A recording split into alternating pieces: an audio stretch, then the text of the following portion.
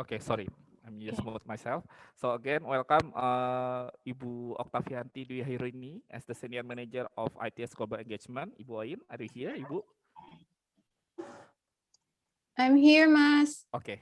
And the last one finally, they already joined with us, Miss Mia Hernawati as the Kumamoto University Liaison Office in Indonesia. Mbak Mia, are you here as well? Okay. Yes.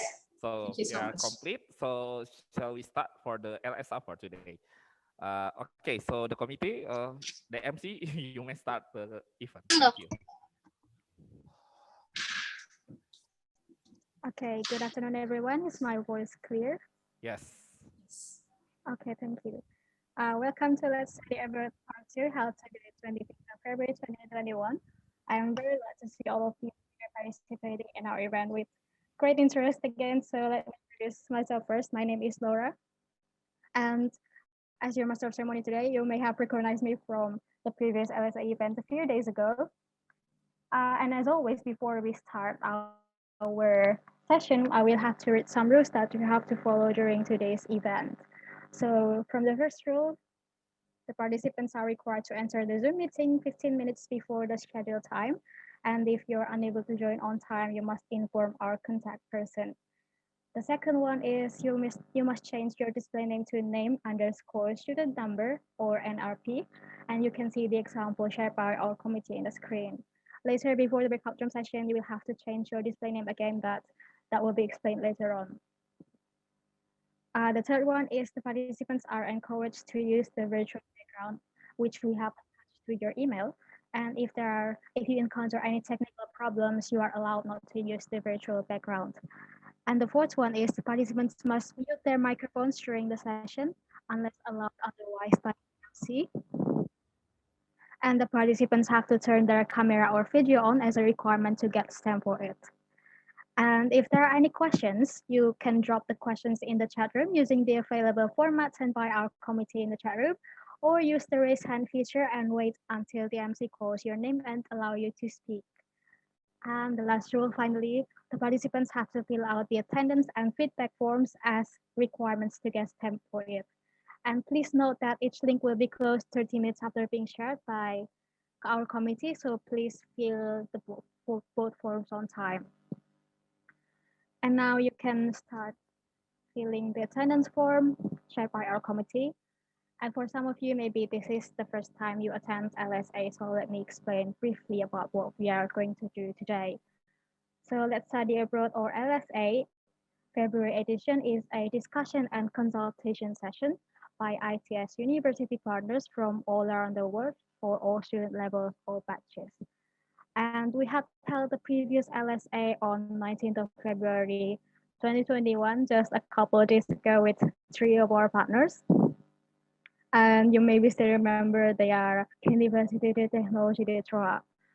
And now today, we have representatives from other 3 of our partner universities. The first one is University of Malaya from Malaysia, and the second one is Amsterdam University of Applied Sciences in the Netherlands. And last but not least, we also have Kumamoto University.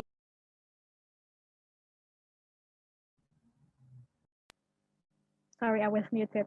And now for our agenda today, we will have an opening statement from Senior Manager of ITS Global Engagement Office on promotion and mobility. And then each partner university will share about their institution and their programs. And after that, we will have a panel discussion session where you will be able to find out more about each university by asking questions that will be answered by all of the representatives. And after the panel discussion session, you will enter the breakout rooms. There will be one room for each partner, and there you can ask further questions and consult with its representatives. So, all right, now I will proceed to our first agenda, that is an opening statement from the Senior Manager of ITS Global Engagement Office on Promotion and Mobility, Dr. Oktavianti Dwi Wahyurini. Bu Ain, are you there? I'm here and I'm ready. Okay, Bu Ain, the time is yours. Okay, thank you so much, Laura. To our honorable guest, Mr. Yong Kang Ho, Inbound Mobility Program Coordinator from International Student Center, University of Malaya, Malaysia. Ms. Susan van der Hout, Incoming Exchange Officer, Hogeschool van Amsterdam, Amsterdam University of Applied Sciences, Faculty of Technology in the Netherlands. Ms. Mia Hernawati, the Officer of Six National University Network, Surabaya Office of Sixers, from Kumamoto University Liaison Office at ITS Indonesia. To all committee and students, good afternoon and good morning, everyone. Welcome to the ITS Let's Study Abroad. First of all, I would like to express my sincere gratitude to our esteemed partners from University of Malaya, Amsterdam University of Applied Sciences, Six National University Network Surabaya Office, Kumamoto University for their willingness to join this event. As a university that is keen to be a world-class university, having the students to experience international exposures is essential for ITS. For the past 5 years, ITS has sent 2,800 of our students to 33 countries around the globe to participate in several internationalization programs, including student exchange, short program, and internships.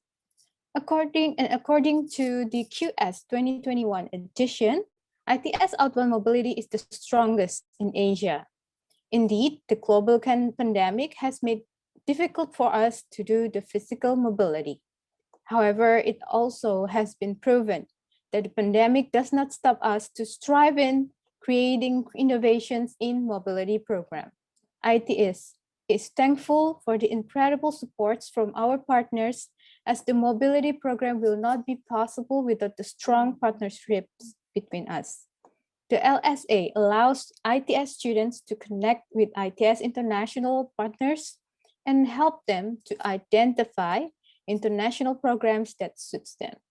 I'm very hopeful that ITS students will take this wonderful opportunity by actively engage in discussions and asking many questions regarding living costs, academic life, accommodations, and so on.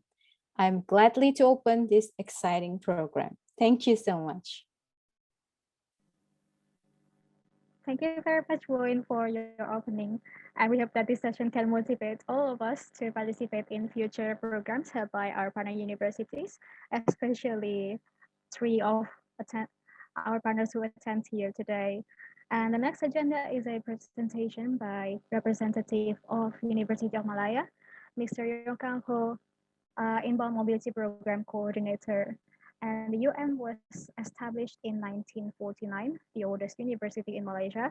It has graduated 3 prime ministers, and it ranked first in Malaysia, third in Southeast Asia, and ninth in Asia. Mr. Ho, the time is yours. Okay, thank you, Laura. Thank you, Laura. So I will share my screen first.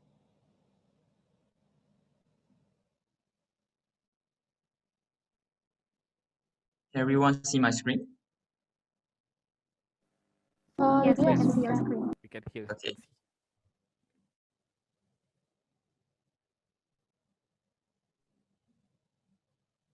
Okay, so good evening, everyone. So I hope everyone have a great day today. So today I'm Yong Kang from University of Malaya, Malaysia. Today I will be presenting to you the mobility program we have at University of Malaya. So before we get started about the program, let me play a videos about the university first.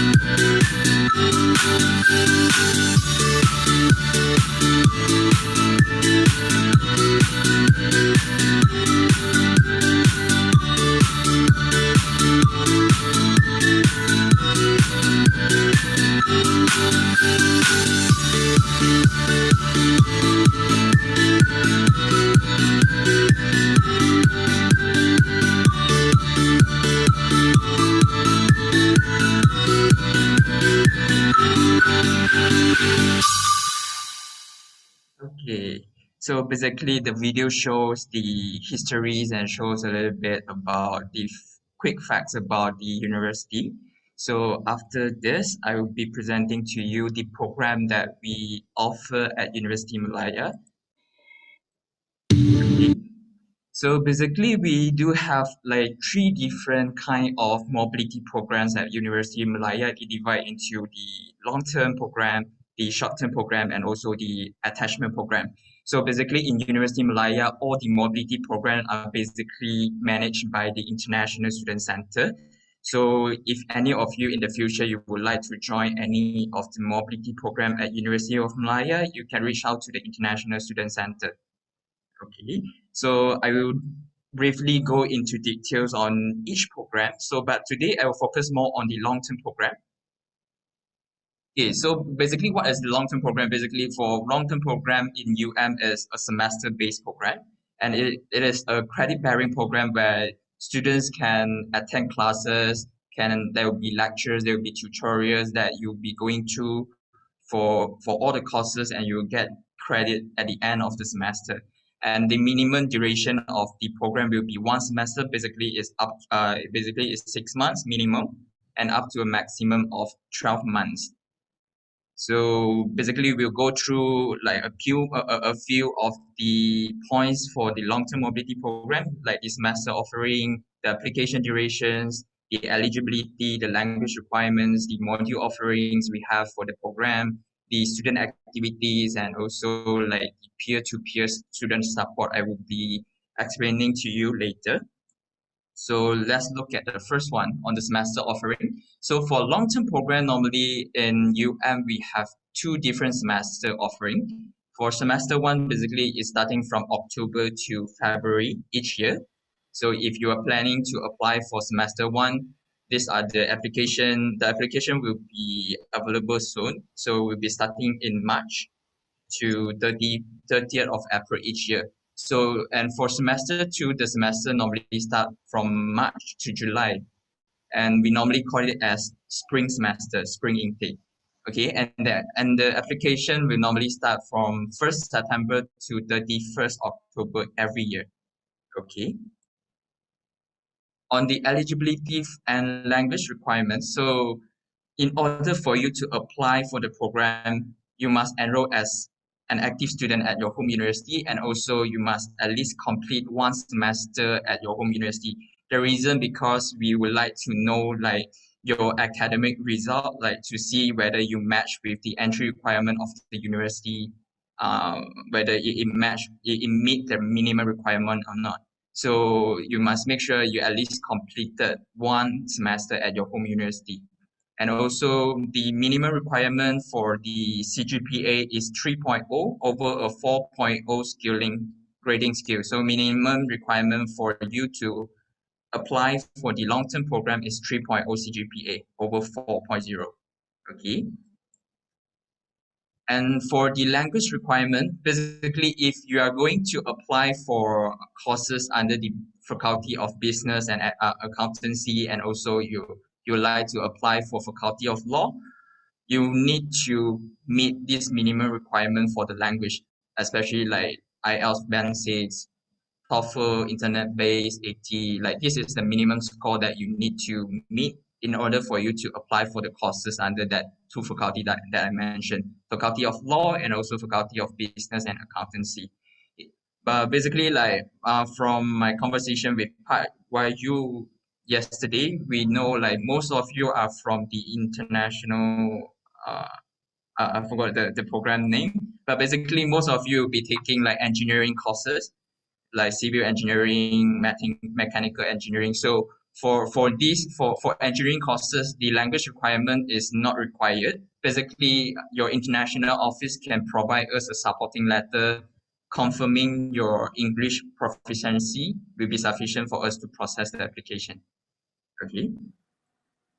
The next one will be on the module offering. So in total at University Malaya, we have 15 academic centers that offer modules for the long-term mobility programs. So there are some academic center they only offer for undergrad modules, and some academic center they offer for both undergrad and postgraduate modules. So you can see the list for undergrad modules that we have, like Malay study, we have Islamic study, we have culture center, we have Center for Sport and Exercise Sciences, which focus on sport management and nutrition. And we have a Faculty of Art and Social Science. We have Built Environment. If you have any students who like to study on like architecture, building survey, basically it's fall under Faculty of Built Environment. And also we do have like computer science and IT and engineering, because I realized that there's a mixture in terms of the major in ITS, because you don't have a specific computer science IT faculty, but you do have like some engineering, IT engineering kind of courses. So you basically you can venture into this kind of faculty to look for the courses. The best thing in University of Malaya for the long-term program is that students are allowed to take courses from different faculty. Meaning if you are engineering students, so you would like to experience, like you want to know a little bit knowledge about art and social science, like social phonology, or maybe you would like to know a little bit of architecture, you are able to do so, because the systems, the regulation in the university is that for mobility programs, students are allowed to take courses from different faculty. Okay. And we do have like engineering. So if later on during the panel discussion or during the breakout session, if you want to know more on the modules in details, like what are the courses we offer under the Faculty of Engineering, we can show you later. But I just need to go through with you like a little bit on the notes. For undergrad students are not eligible to apply for any postgraduate level of modules. So this is a requirement by the university. And the minimum academic workload for each semester for long-term program is 6 credit for each semester, and the maximum is 20 credit per semester.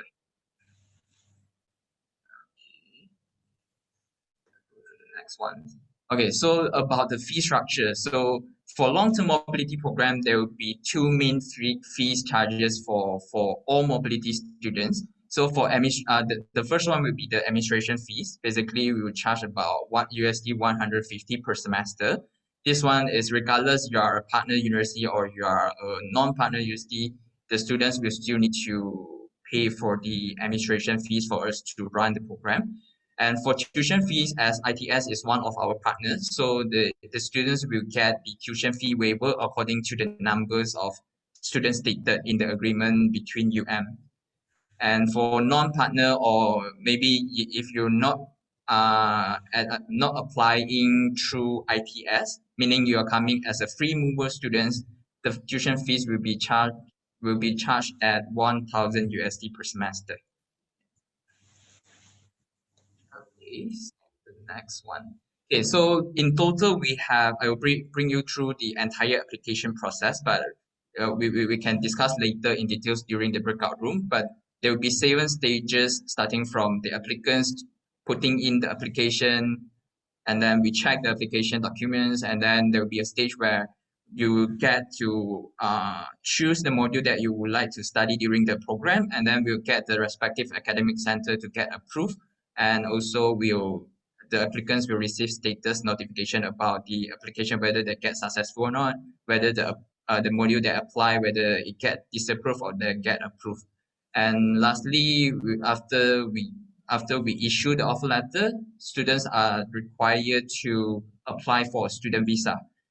For the long-term mobility program, it is mandatory for all mobility students that would like to attend the mobility program in UM and in Malaysia in general to apply for a student mobility visa. So if any of you would like to know more about like the visa application process, like what are the charges, we can discuss later. And after the visa application will be the commencement of the mobility program. So this is the 7 stages you will be going through for the entire application process if you are interested to apply for the UM mobility program. Okay.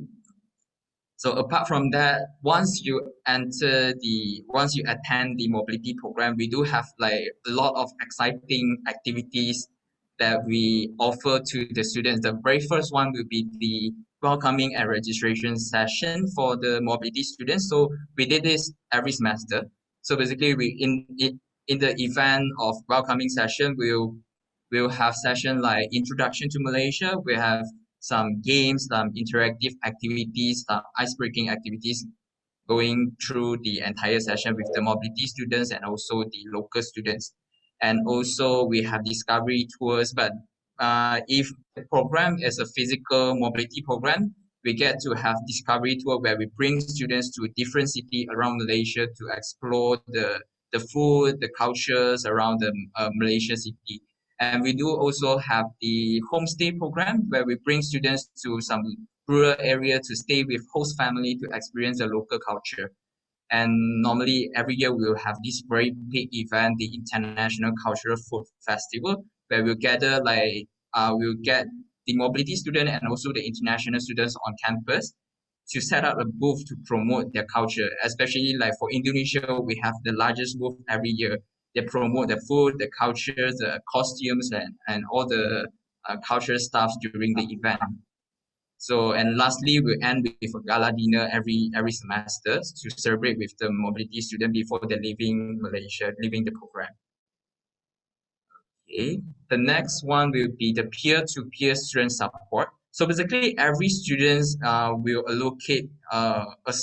assign certain local students as a student buddies for the students to guide them through the registration process, guide them through they want to know more about Malaysian culture, they want to know more about campus, they want to know more how to use the facility, how to use this, how to use that. Basically, we do have this peer-to-peer student support, and I think it's very essential for us to provide this peer-to-peer support where the students, when they attend a mobility program abroad, they somehow they find it like they always have the feeling of lost direction. They don't know what to do. So basically, we have our local buddies to help the students throughout the semester. And next, I would like to show you a quick video about like the activities that I just explained just now, and also a little bit on the campus facilities that you can see through the video.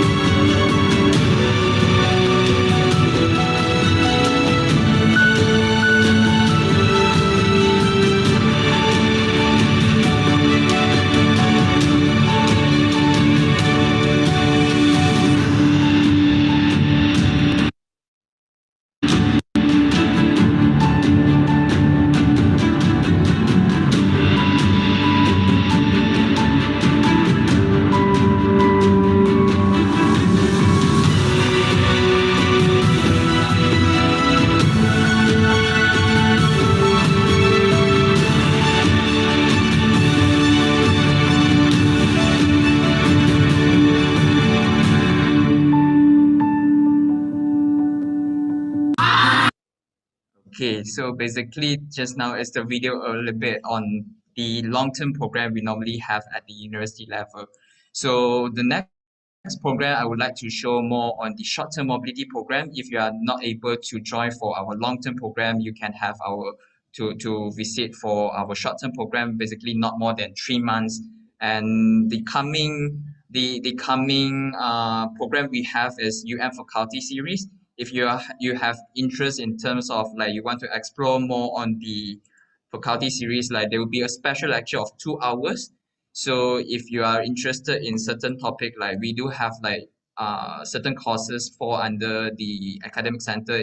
For engineering, we have application for artificial intelligence technique in solving problems in civil engineering. So you would like to have a taste before you join for a long-term program. So this one you can basically like you apply for the faculty series to actually explore and experience a little bit about teaching style, the facilities, the capability of the lecturers. So basically you can get to experience that.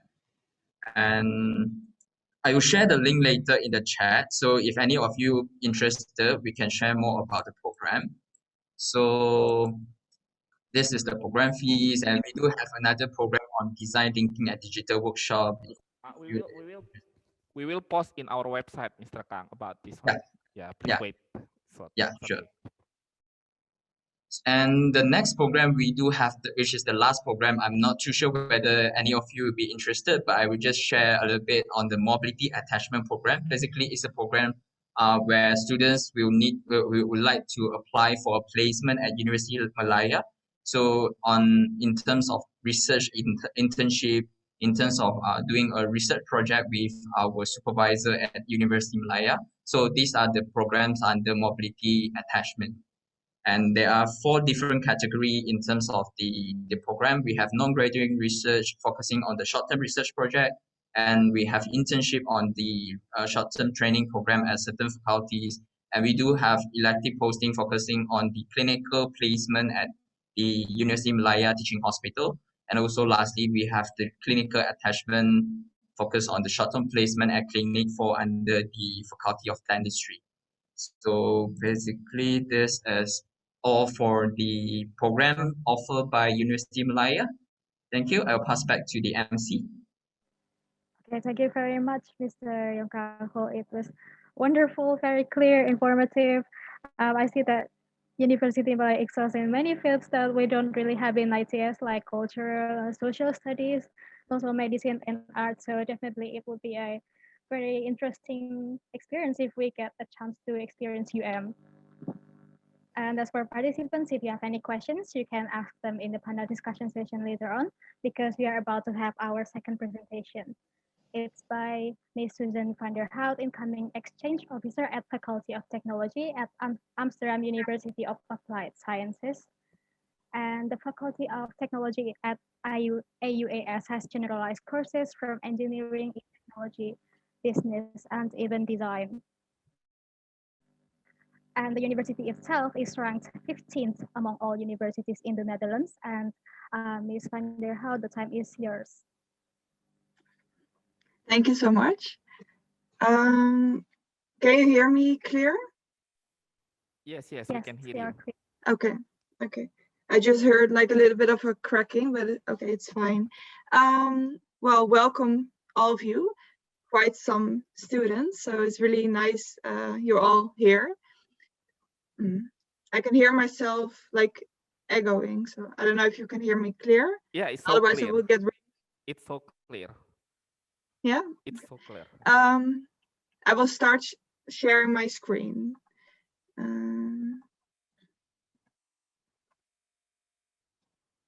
Let me see.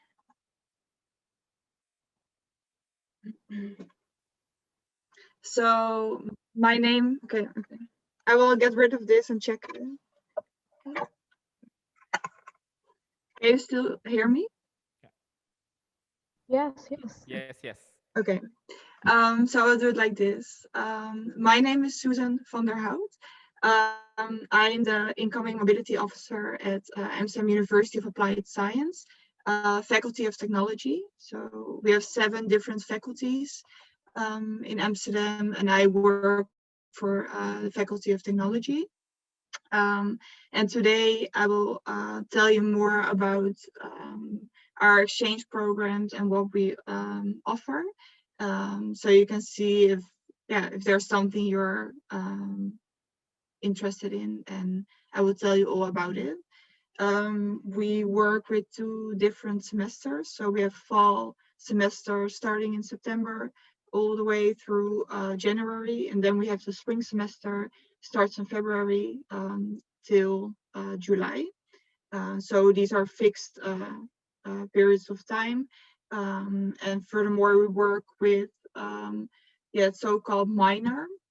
So it's a program of 30 ECS, 30 credits, and you're not able to choose different subjects. So the programs I'm going to talk about, are these fixed programs of 30 ECS. But later, more information. First of all, Amsterdam University of Applied Science. I would like to start with a little video, and I'm going to a different screen, so please let me know if you're still able to see the video.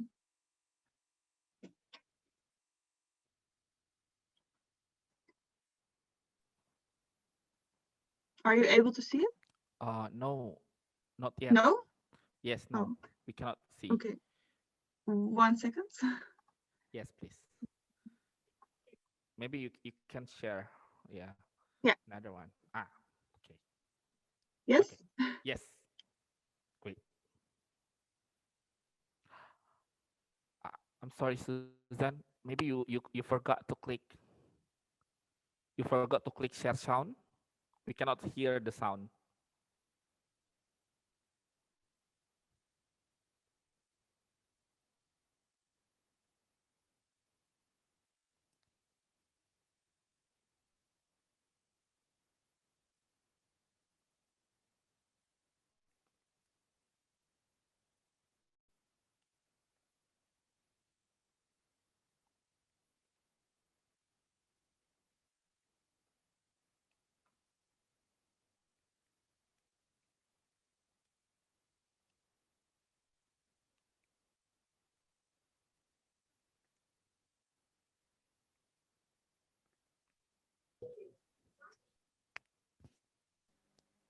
I'm sorry, Miss Vanderhout, we can't hear the sound of the video.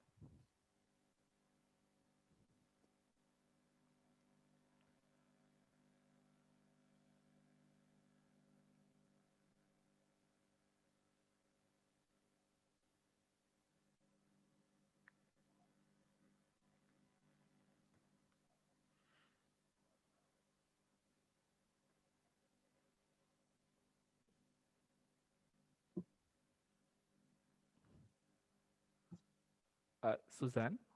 Hello, Susan.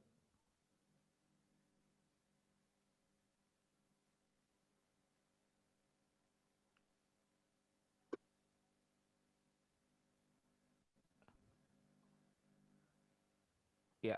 Hello, Susan. Did you hear it or? Oh. Yeah, we cannot hear the voice before. Maybe do you think you can repeat it? Oh. Yeah, we can hear the sound. Sorry. Oh. Yeah, you need to click share and sound. Share sound. Oh, okay. Sorry.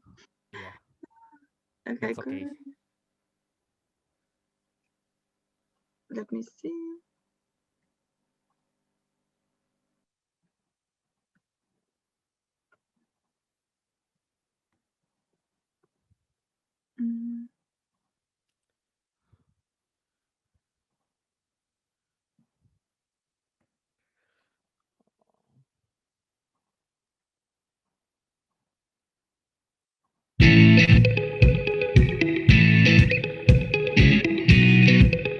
Hi, I'm Ely. I come from Scotland, Aberdeen. I'm studying architecture. It was one of the few options that was given for my school.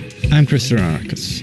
I come from Estonia. I study operations. We learn how to correctly organize all the operations that happened in an airport, such as baggage. I have chosen this program because of this subject, like sustainability and hyper airships. These are subjects that can develop my knowledge on, I would say, nowadays technologies. The minor sounded interesting, and like the way it was presented, that we will be doing an actual logistics case, and I also took it as an opportunity to come here to Amsterdam and see the city.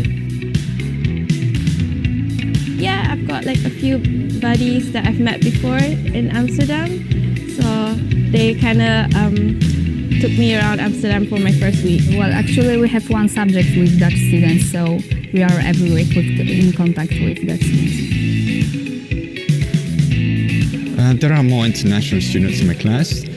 Some also come from Estonia and some come from Switzerland. Yes, I think so. Definitely. Yeah, I would recommend it. Like, it's a great way for you to learn more about different cities, see different perspectives, learn about how to work with people from other cultures.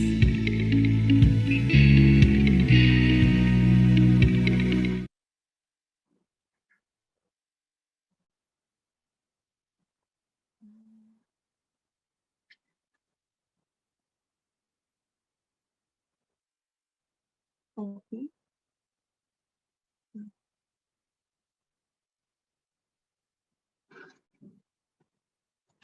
Can you see the presentation again?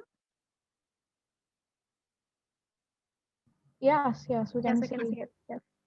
So with this little video with sound this time, you can have like a nice impression of our school, but also of Amsterdam. Yeah. So furthermore, we have quite some students at the Amsterdam University of Applied Science, 45,000 more than. And then we have 96 bachelor programs, masters and associate degree programs. But I'm going to talk about the one semester programs. Then Amsterdam University of Applied Science is one of the biggest employers in the field of higher education in the Netherlands. We have more than 4,000 staff members, and all around the world we have 250 partner universities in 50 different countries. And Faculty of Technology, we have like 50 different partner universities all over the world. And yeah, that's quite some. So now I will talk more about the programs we offer, and later in the breakout rooms I can go more deeply in the application process and answer your practical questions about housing or immigration. But I would like to talk a little bit more about the programs. So we offer 10 different programs at our faculty, and it's all in the field of aviation, engineering, also forensic science, logistics, and built environment.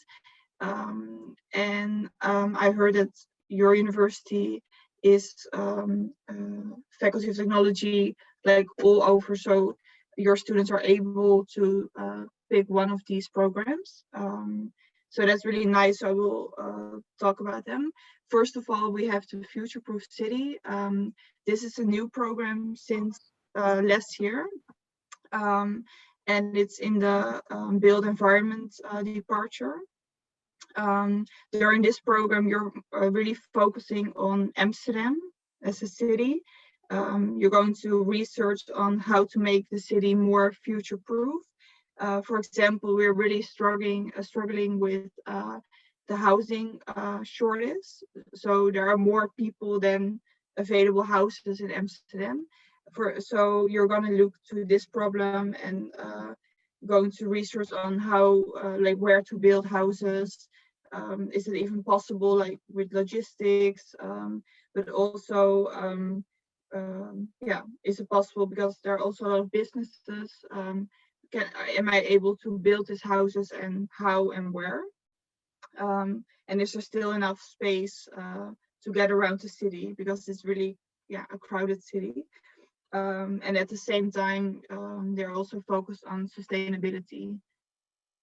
And in this program, you work together with a group of students, all international students and also Dutch students, because it first was a Dutch program and they changed it into English. So it's like a mixture of Dutch and international students. And you're really in charge of your own study program. Of course, you have a teacher who is helping you, but you can decide your own study program and how to work with that. And furthermore, you have like guest lectures and also workshops available during this program. And you have to be in your third or fourth year of your degree program. And then you also should have like the B2 level in English, and at least 100 credits before you start with the program. And the Future Proof City is offered in 2 semesters, so in fall and in spring semester. Then we have quite some programs for the aviation department. And I have to say that the programs of the aviation department are not till January, but till the end of January. So that's an important thing to mention if you choose to study one of these programs. So it's some weeks more than the other programs. First of all, we have 2 honor programs in aviation. First of all, the aviation management program, and this program is really focused on help you to understand more about the airline models, the infrastructure, and the airspace. And this knowledge you will increase is needed to tackle the capacity, but also the challenges that aviation is expecting, because it's growing more and more in the future, and that will continue. So you really focus on researching that, and also our biggest airport is called Schiphol, and there's quite some business going on there, and it's a really interesting position in Amsterdam. And during this program, you're going to take a look at who is in charge, how does the flight schedule work, and more of these topics. And this semester will start in, program will start in fall, and you're able to do like a whole year or just a fall semester. And then we have the aviation engineering program, and this is more also focused on research and technology, but also to devise innovative solutions to today's topics in the world. And then it's more relating to human factors and safety, and how to deal with the flight schedules and everything. So these are the 2 honors programs. They have some different topics, and it's more on research. And then we also have the 30 credits programs, and the first one is design, build, and fly. And as it says, you're gonna focus on designing an aircraft, building it with materials available, and then not really you, but as a student, but you're going to work with software and with simulators. And for example, the plane you're making is like 1 meter maximum, so not able to sit in it, but you're going to really look at it and how it's going to behave in the air. So also, it's really important about the weight of the aircraft and how it. And then we have the airline network planning and terminal layout program. This program will help you understand, manage the airline network. and you're really focusing on planning and the terminal layout, like designing that and how it works with all the logistics. For this program, you also work in an international, and you will develop, really like a flight schedule, and make planning for the terminals. So it's more on the ground, focus on that. And then we have the ground handling and process optimization program. And this program is more focused on the ground handling. And in a team, you will really develop a business plan for the ground service. And you will learn more about operations management and business. And this program, like you can see, is in the spring semester. Just once a year it's offered. And so these were the aviation programs. And then we have our engineering department, and our engineering department is more focused on design. So first of all, we have the new materials program, and this program is really, you're gonna work with research on materials, and really you're gonna make like a SWOT analysis. So what are the strengths and weaknesses of this particular material, and how does it act? And also you have like the digital production. Nowadays, like a lot of clothing is made with printing. So like the prints on your shirts it's done with digital production. So you're also gonna take a look at that and work with that. And for this program, you're really, you're working in a lab. So at the University of Amsterdam, we have a lab downstairs, and like most of the time you will be there working with like the materials and all the printers. We have lasers, so it's really something you're busy with. And besides that, we also have theoretical lessons, workshops included, but you're really working at the lab most of the time. And then the other program of engineering is the art of making. It's only in the spring semester. And for this program, you really look at the production of products, the design of it, and you're also gonna redesign existing products. How does this process work? Like the cost, what target group is included, the sizes, how can we do it like really sustainable? So the whole process is looked at. And this also you're working together in groups.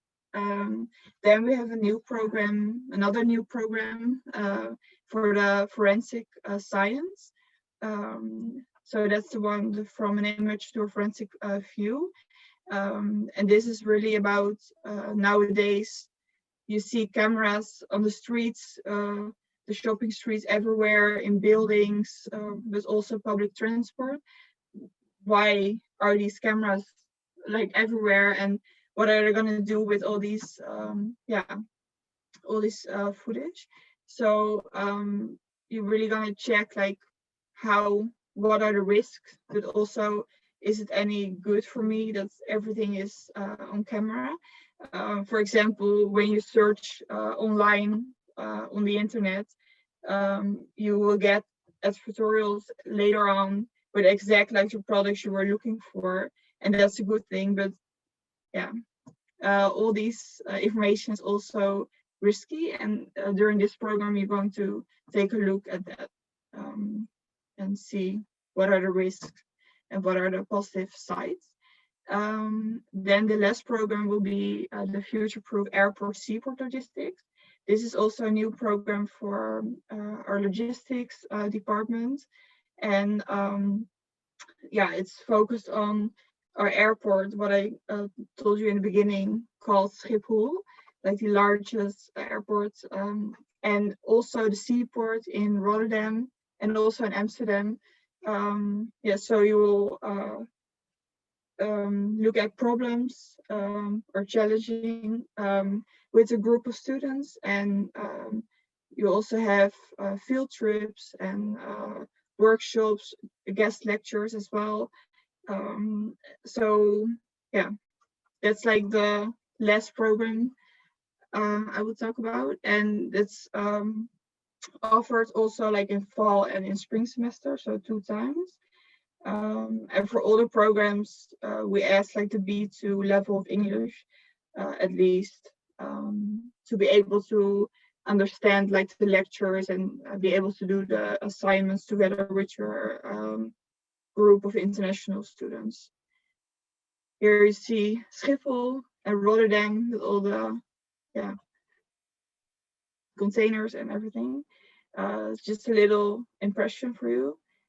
And then what I said before, the important dates for the first semester. So starting in September, the nomination deadline for you is April 1st. And the application deadline is May 1st.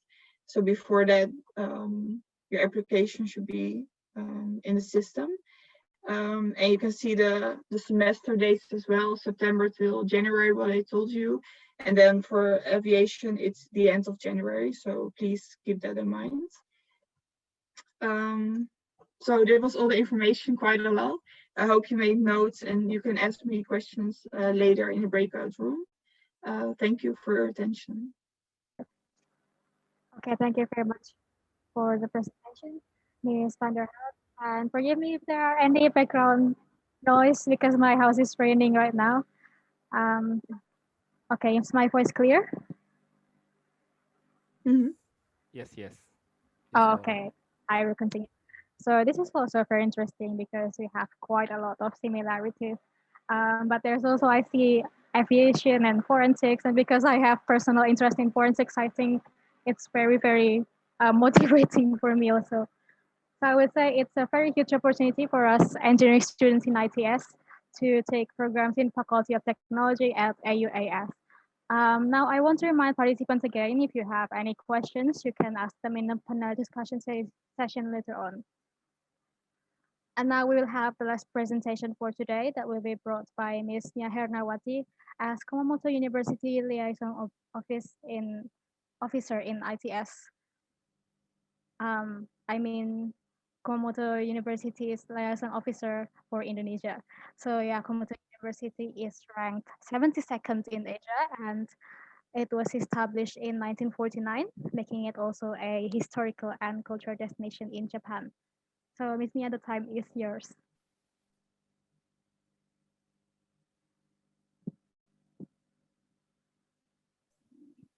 Can you hear my voice clearly? Yes. Yes. All right. Okay, let's start. Good evening. Hello, everyone. Dear committee, speakers, and students, I hope you are healthy. And thank you so much for joining us. First of all, please allow us on behalf of Kumamoto University to express our sincere gratitude to ITS Global Engagement for this remarkable online event. And can you allow me to introduce myself? I'm Nia Hernawati. You can call me Miss Nia, but Nia, whatever. Okay. The officers of Six National Universities Network, son of Sixers Surabaya office. So previously, I was working as a liaison officer of Kumamoto University, but since in the early of January, it's officially changed into the Six National Universities Network. We call it Son of Sixers. The members of the Sixers is the six national universities in Japan. It's Nagasaki, Kanazawa University, Okayama University, Chiba University, Niigata University, and last but not least, Kumamoto University. All right, before I start the PPT, let's start to have the video about Kumamoto University. Perhaps all of you still wondering where is Kumamoto and what is Kumamoto. So shall we?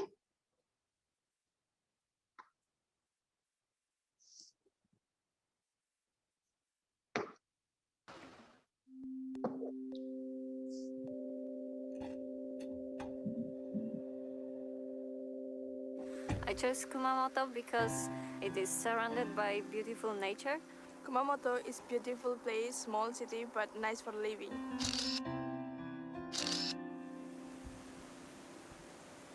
I like the atmosphere of this place.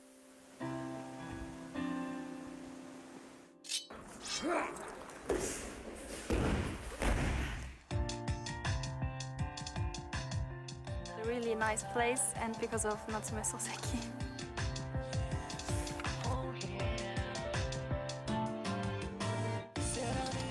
Kumamoto University is very famous for developmental biology and regenerative medicine.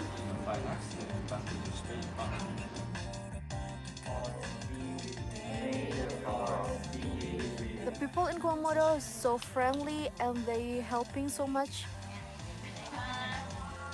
I like the Japanese vegetable. It's very comfortable place.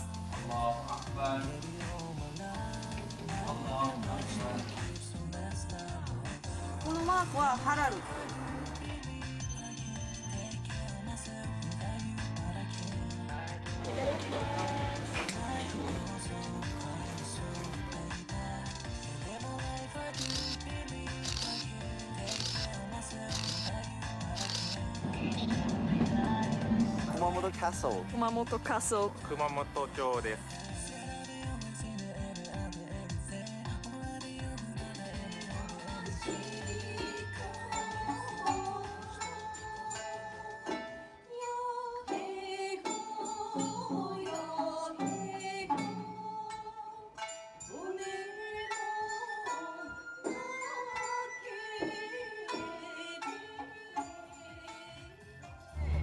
Kumamoto is full of new experiences every day.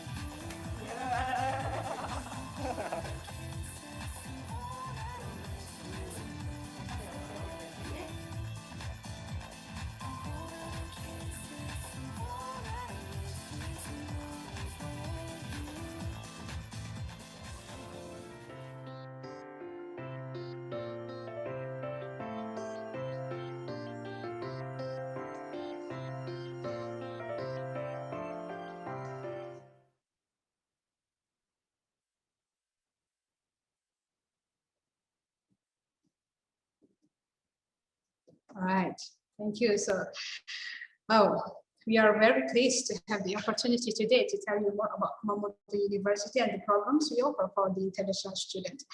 All right, so as you can see on the video, we have Kumamoto Islamic Center. It's just 5 minutes walking behind the Kumamoto University campus, and it was amazing because I have experience to visit there, and it was remarkable. So now let's go to the PPT, shall we? Without any further ado, let's go.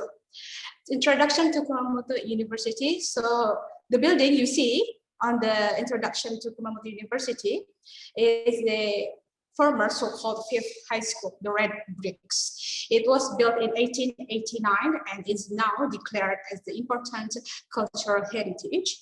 And the left picture shows our central library. It was built in, renovated actually in 2014. These two buildings are kind of symbolical buildings of our campus and exemplify how Kumamoto University tries to connect tradition with modernity. And next we have where we are. Right. Well, so Top Global University is one of the 800 universities. So in early of January 2015, so Kumamoto University was chosen among 800 universities, private, national, and public universities in Japan by MEX. Maybe you have wondering, what is MEX? Actually, MEX is the Ministry of Education, Sports, Research, and Technology. So the product of MEX, usually we call it in the scholarship as the Momusho or Momuga Gakusho. So there are type A and type Bs. As you know, there are world ranking university.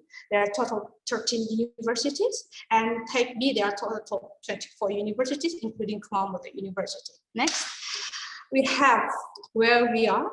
So Kumamoto University, Japan population is about 740,000. So it was located in Kumamoto Prefecture, in Kumamoto City, in the southwestern part of Japan, in the middle of the island of Kyushu. So although the city has 740,000, the city itself is quiet and very comfortable to it. So Kumamoto City also been known as RGB. R, which means red describing the active volcano of Mount Aso, and G for green, mentioning our rich natural environment. So there are many plants, flowers, and not only concrete buildings, and also B for blue. So it is the color of clear and abundant water resources, and it takes about 90 minutes from Tokyo, the capital of Japan, by air. Also, Shanghai, Seoul, Taipei, and other major Asian cities are close to Kumamoto. Next, we have, what is nature? Not populations, right? And now we have the history of nature and history. Wow, you can see many pictures here. Yeah, we have dolphins. We have Kumamoto Castle. So Kumamoto is famous for combining nature and history. So in the upper picture on the right side, so we have Mount Aso. Is located in National Park. Yeah, it's the largest active caldera volcano in the world, and they offer sample opportunities for lecture and also leisure activities such as hiking. And also Kumamoto also famous for its good water quality. So Kumamoto City, Japan, is #1 groundwater city, with groundwater providing 100% of citizens drinking water. As you can see, a famous spring in the picture in the lower right. So in the east of Kumamoto, in the East China Sea, the wild dolphins in the upper ones, yeah, can be observed. So you can see in the pictures, right? And below is the picture of Akashiki Coast, where you can see the sunset over the sea and the beautiful tidal flats. As you can see, Kumamoto offers an abundant natural beauty, which can enjoy it all from season. So next, we have the history of Kumamoto University. So in this slide, we would like to introduce you to the history of Kumamoto University. So as you can see, Senshukan, 1756, yeah, is the old prefectural medical school. So this is the origin of the School of Medicine and also Kumamoto University Hospital. So Kumamoto University also have Kumamoto University Hospital, which is located in Honjo campus. And the Faculty of Medicine is located behind the Kumamoto University Hospital. So after that, several schools were integrated into the current university. So we have more than 260 years of history. Right, so next we have the campuses. Right. Three, you can see the red ones. Yeah, that was our campus. So basically there are three main campuses.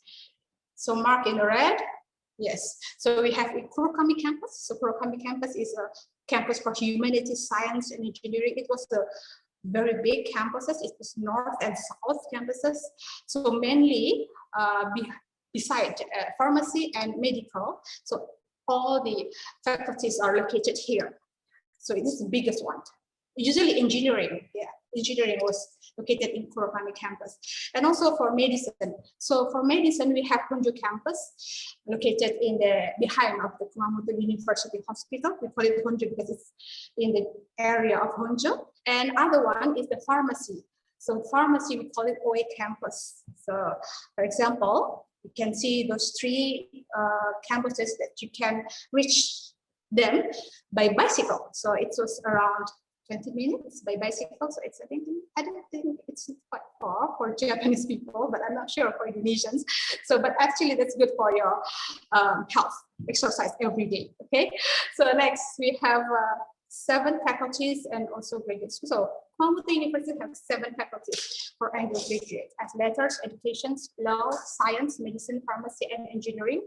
So unfortunately for undergraduate level, we offer or deliver the teaching materials is delivered by, Japanese language. So actually more than 90% of Japanese university for undergraduate level, they offer only in Japanese language. So it means that you have to be on N2 JLPT2. So JLPT2 means that you can see and read the newspaper. Okay, next we have the graduate school, social and cultural science. Among those 6 graduate schools, only science and technology and medical science who offer international class, unfortunately. But anyway, we are trying to keep adding more and more. Next, we have the number of students and staff. So Indonesian students actually, how can I say, international students, we have 3 kinds of rank. First is China. So most are commonly from China. Second is the Korea. And the third is Indonesia. So, well, if you go to Kumamoto University, don't worry, you will find a real family there. So we have Indonesian Student Alumni Association, and also we have Muslim student organizations, and also we have more than 500 alumni for the past 15 years. So don't worry, you can have full support from them, and you will find your home in Kumamoto. So, and scholarship next. Sorry, I keep speaking fast. All right, so tuition, as you can see, we have the tuitions and we have tuition waiver. So only for private funded students, for international student, you can apply for tuition waiver. And usually tuition waiver is applied on after the first semester of your study. Next, scholarship. Yes, we have 3 kinds of scholarship for MEX. There are 2 kinds of embassy and university, but actually we have 3. So first is embassy recommendations, where you can apply the scholarship directly to Embassy of Japan in Indonesia, which is in Jakarta. And next is university recommendations, is you can apply directly to University of from Japan. So for instance, MEX have the quota and they offer to the Japanese universities to apply.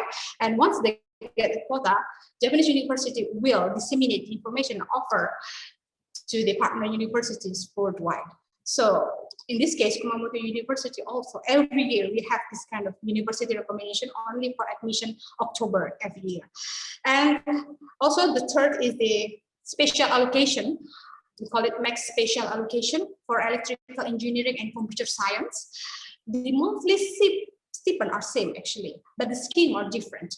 So embassy go to the embassy, university goes to Kumamoto University, and for special allocation goes to Kumamoto University as well. But the good point of the MEX special allocation is that it's only eligible for Asian countries, Indonesia, Malaysia, Myanmar, Vietnam, and Brunei.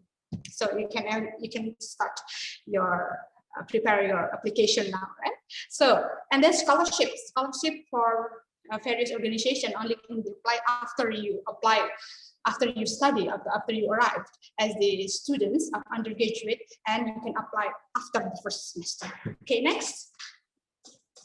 Yes, daily life support. Average living cost is 80,000 yen monthly. So it's about 9 juta rupiah. So I think it's not so big compared to if you can get MEX 145,000 per month. 80,000 is quite reasonable and quite cheap actually, but 80,000 is also for accommodation. So stay at international house and daily life, it takes about 80,000. And some Indonesian students also can save their money, yeah? So you can have that kind of privilege. Okay, so next we have the international collaboration. Yes, we have 273 universities and 8 offices. So including Indonesia, including Surabaya. Next, career development programs. Yes, we have CDPK. Kumamoto University also actively supports international students by seeking employment at Japanese companies, yeah, in Japan through our so-called CDPK program. So we do not only assist them to apply for a job, but also provide them with necessary skills to succeed in their post-university career by offering example business Japanese skills and career. All right, next. Our response to COVID, yes, due to the COVID-19. The corona pandemic has also affected Kumamoto University. We call it Kumadai. Yeah, in Japan we call it Kumadai. On this slide, we would like to show you how Kumamoto University has responded to the outbreak of COVID-19.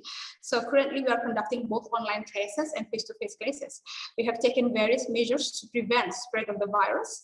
For example, by measuring body temperature by an automatic temperature measurement, and also in each of the center of the building and the entrance of the building, we have the measurement systems. And we also implemented hybrid face-to-face and online classes secured by social distance. So we also implemented the tracking system using QR codes in case of infections. Right, next. Our programs, yes. So now we have double degree. So double degree program, master, and also a doctoral. So first things that you need to know that double degree for all student exchange or double degree for master and doctoral. First thing you have to know is that you have to find prospective professor in your host university. First, you have to get the approval from your university's professors. How? I can show you, and we can have this talk later on panel discussions. And first and second is that you have to be good in English proficiency test. So it's about TOEIC, we have TOEFL, and either way, or IELTS. Next, sorry, I keep talking fast. Doctoral program also same, double degree. Usually for master, 1 year at ITS and 1 year at Kumamoto. As for doctoral, 1.5 at Kumamoto, 1.5 at Kumamoto or ITS, for instance, and 1.5 at the host of home universities. And we applied, we opened the admissions on April and October every year. Right. Next, we have double degree. Okay, this is important remarks, and then the double degree doctoral programs. So you don't have to be worried. So the candidates need to take credits from both university and need to be qualified with same dissertations, right? And it's about 30 something, 32 or 35 credits need to be taken, and 12 credits are required from home universities. Okay, next. Example time. Yes, as I mentioned before. So this is the example time of course of DDP, and you will receive 2 degrees from Kumamoto and also from your partner or ITS. Next. So it means 2 degrees means that 2 certificates, right? Okay, now we are open, close on 9 March. So prepare your documents, right? So we have deadlines coming soon. So make sure, so all short-term exchange program, we call it JASO. So we have JASO scholarship. JASO scholarship requires 2.30 score. 2.30 scores, if it's made in Indonesia's GPA, it's about 3.30. So your GPA must be higher than 3.30. So start from now, I think it's a good point. So you can attend this event so that you can prepare yourself to get the best GPS you can. Right? And second, submit your English proficiency. On 2019, we can still accept TOEFL ITP, but from 2020, I'm so sorry, we cannot accept TOEFL ITP. So either you can select IELTS, TOEFL ITP, or TOEIC issued by ETS. And this is 80,000 yen for JASO scholarship, and it was 6 months. And yeah, I think you should try. So this is submissions of 9th March is for October admissions. Next, same actually. Okay, so activities of student exchange program that you can participate and enjoy. And also for during your student exchange program, there is a called international conference on ICAS, so you can have the exam, opportunity to participate. Next.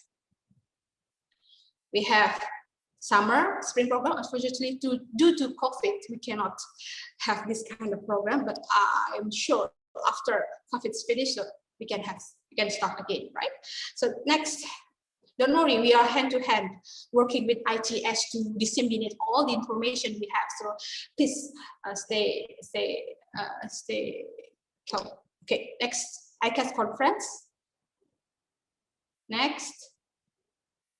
We have Sakura Science Exchange programs. It's an unregular program, but sometimes we have it every year, but it's disclosed, not for publics.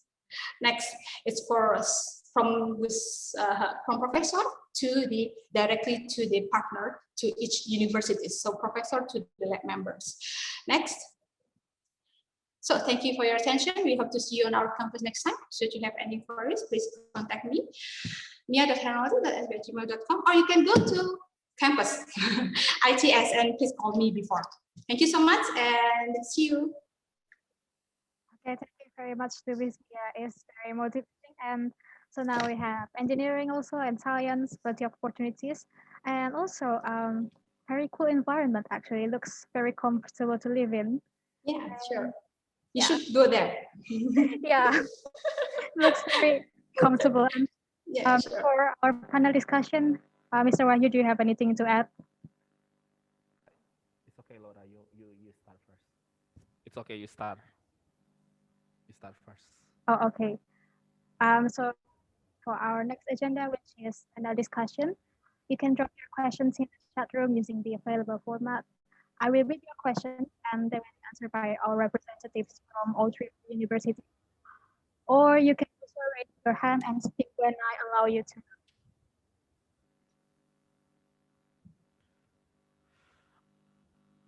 Okay, Laura, we already have question in the chat box, please. Okay, this is from, I'm sorry if I pronounced your name wrong. It's from, I want to know about the QS World University rankings of Kumamoto, AUAS, and University of Malaya, as well as the language used in these universities. Thank you. But I think I will go University Malaya first. Mr. Yongkang, please answer. Okay. So the QS World Ranking for University of Malaya for 2021 at the moment, the QS World Ranking is 59. The QS Asia ranking is number 9. And the language used in University of Malaya depending on courses actually, because we do have like language courses, we do have specific like Mandarin courses, the Malay language, like Arabic language, but mainly majority of the courses is taught in English. Okay, thank you very much. Maybe from Miss Mia first. Kumamoto University. Yeah. Unfortunately.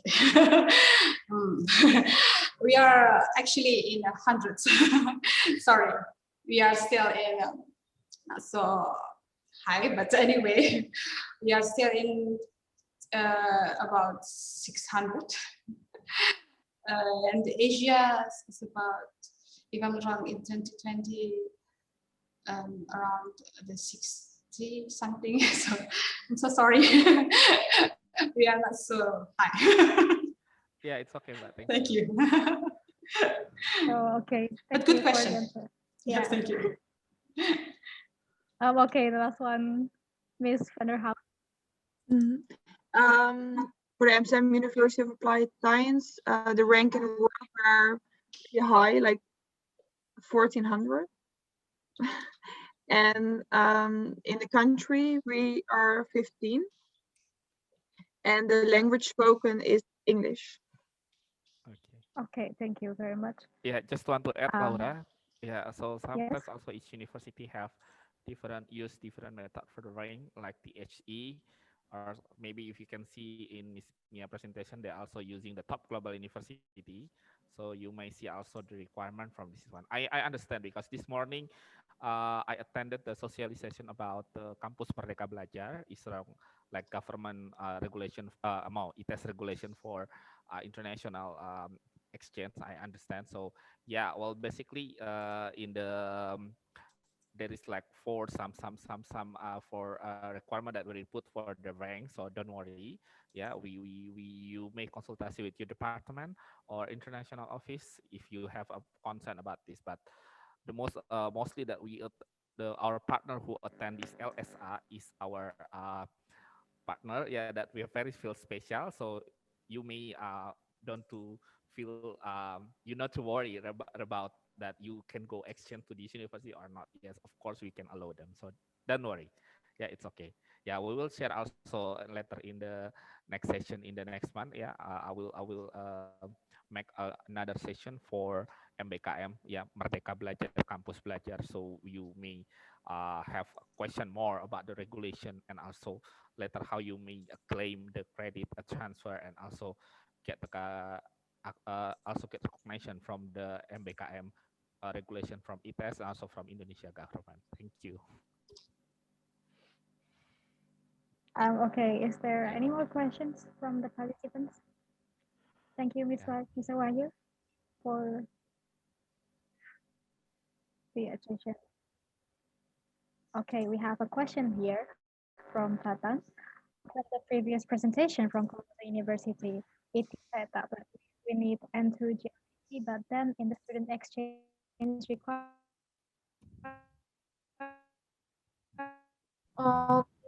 We cannot hear you. Okay. Can you hear my voice? I can see the questions here on chat box. Yes. Okay. Yes, Mia, please. So we have two kinds of student exchange. First is J course.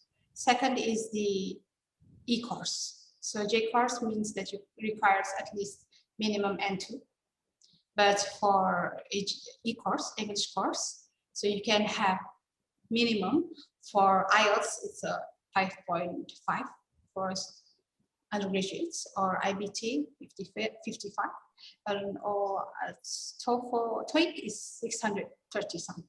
So it's still, I think it's ITS students are smart students. I think they can have and easily that kind of scores. Okay. Thank Okay, you. Laura. Hello. Yeah. Yeah. Maybe I will cheat one of very good question for the three partner from the link registration that we already sent to the students. So Ms. Susan, Mr. Kang, and also Ms. Mia, when the student register to this event, they write some typical question and we already make summary. So very good question. Actually, if you can give us the answer, they asking about the assessment system method. For example, like if they would like to attend the class, what the criteria in each course is mostly. For example, like 20% attendance or 30% of final exam, or how they assess for the class and also for the assignment or everything. Please, if you can give us insight about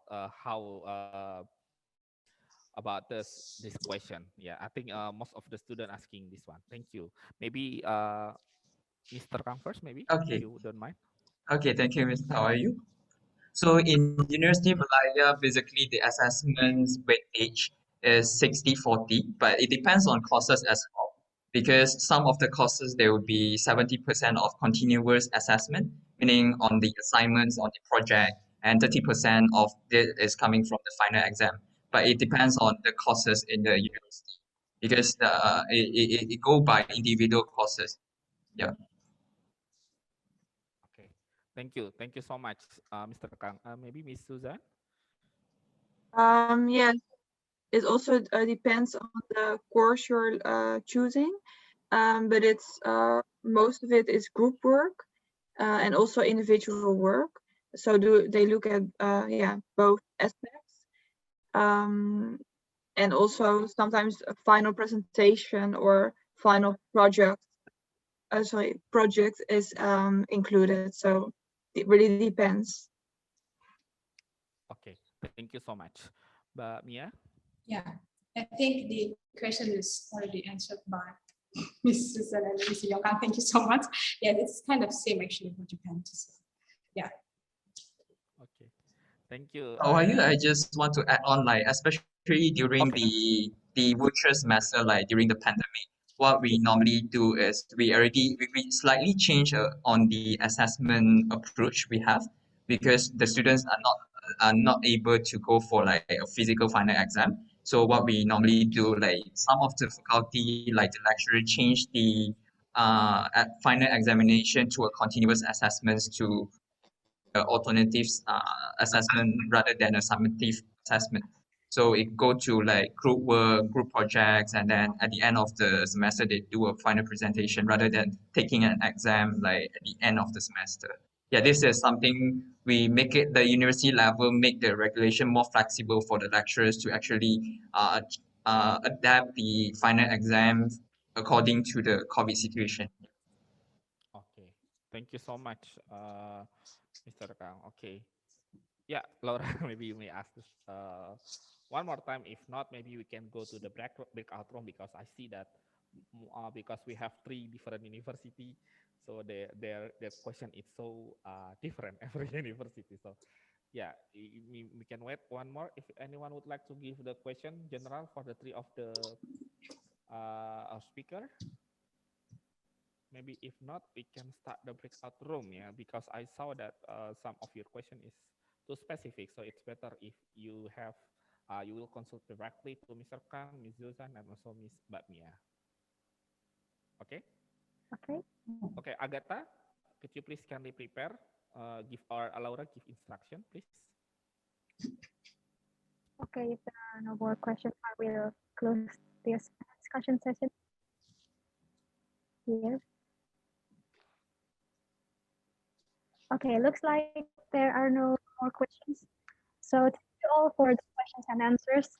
And now for participants to further find out about the university that you are interested in, we are about to invite you into three breakout rooms. The first room is for University of Malaya or the UM, and the second room is for Faculty of Technology in Amsterdam University of Applied Sciences or AUAS, and the last room for the Kumamoto University, and you can change your display name into university name underscore your name underscore student number as sent by our committee. So just add a university name in front of your old display name. Yeah. And after you change your display name, the host can move you to your of choice. Okay. Now we're just waiting for the participants to change their display names in just a moment. Okay, again, please kindly change your name with AUS underscore name and department, or Kumamoto underscore name or department, or underscore name department. So we can help you to move to your own breakout room. Yeah, so we have about 100 students here. Yeah, so I hope you're okay. Yes, so you have more time to discuss with them. Yeah, because we cut off the panel discussion. So because I saw that the question is quite different.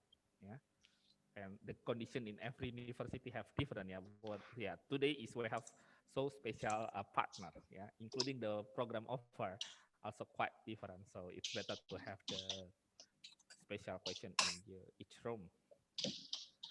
Okay, please kindly change it, everyone. Okay, looks like so many. Yeah, looks like Gata, maybe you may quite a start. number here. Yeah. Agatha, you may start breakout Yes, room. I was going to start arrange the participants into their rooms of choice. Yeah. So we can start. And each room, don't worry, for the Mr. Kang, Miss Mia, and Miss Suzanne, please don't worry. Our committee also will help you in each room. Yeah, including myself. Okay. Yeah, could you please kindly accept the room to enter the breakout room?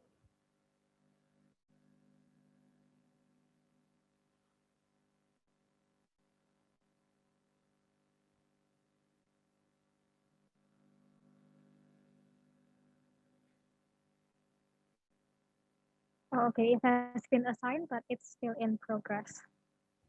I can see in the breakout room option in the bottom of the screen.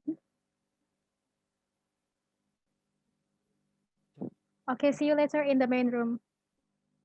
Have a great session, everyone.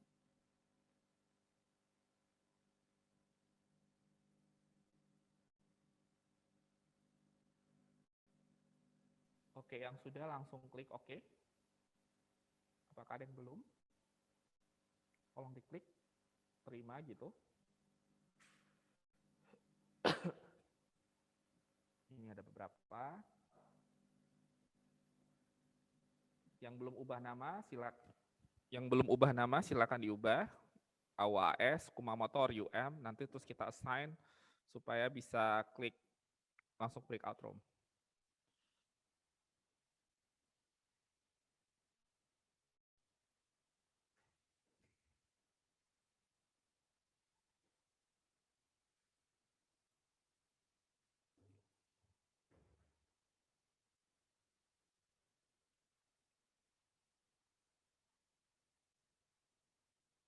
Super hot. I'm not too sure whether in Indonesia is it feeling the same because today there's no rain, but it's super hot. Oh, really? I'm in Surabaya right now and it's raining today. So yes.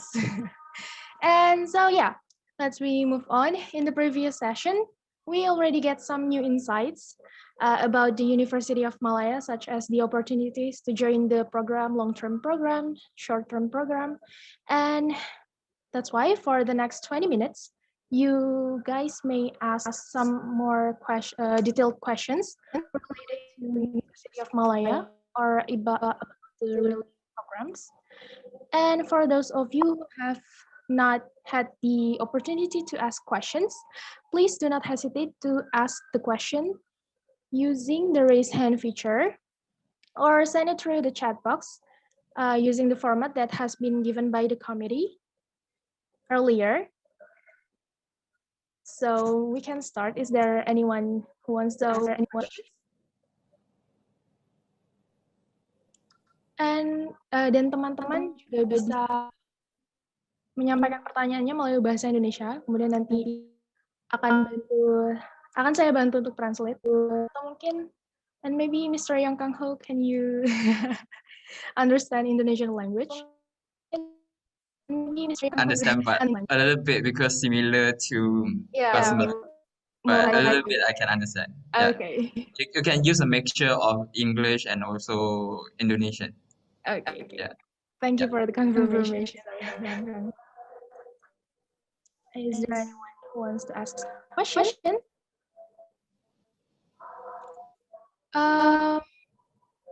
Okay, so the participants are still preparing for the questions they want to ask. And while we are waiting, I will ask some questions that has been submitted by the participants that has been submitted registration for. And I think this is like the most question that will be asked by the participants. Okay. So I see someone raising their hands. So we can move someone raising their hands. Muhammad Rafte, you may deliver your. You may deliver your.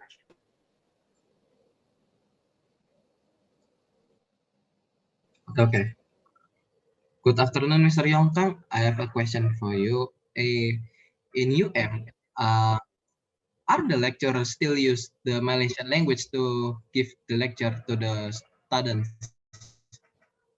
or are they actually use 100% English, or like in Singapore, there are Singlish ya, Singaporean English, are in ada apa gitu tuh, misal. Yeah, I think that's my question. So normally, if the class is taught in English, normally the teacher will speak fully in English. So, but there are certain circumstances where, because there are some local students in the class, slightly use a little bit on Malaysian English. So there's a mixture of the language used. But I think for Indonesian students, it's not too difficult because but the possibility of them using the using the Malay language will be very less because there will be international students who cannot understand the local language. Yeah. Okay, thank you. Okay, thank you for the question, Muhammad Rafli. And okay, so we have more people who raised their hand. Okay, Diego, please deliver your question. Okay, thank you, Denti. Good afternoon, Mr. Yongkang. I would like to ask you a question about the available major for the long-term course. Program. Yeah, Okay. I would like to say I've read that you have the available for Faculty of Engineering, and after a little bit of research, I see that there's a couple of engineering major in there. I would like to ask, is there is every major in here available for the exchange program or not? And can we pick the subjects according to, let's say, our semester? Let's say if we have like in the second year or third year, can we pick those subjects that are in that major? And then that's it. That's it. Okay. So probably to answer your question, I can share you the slide, the website, so we can go through. Wait a minute.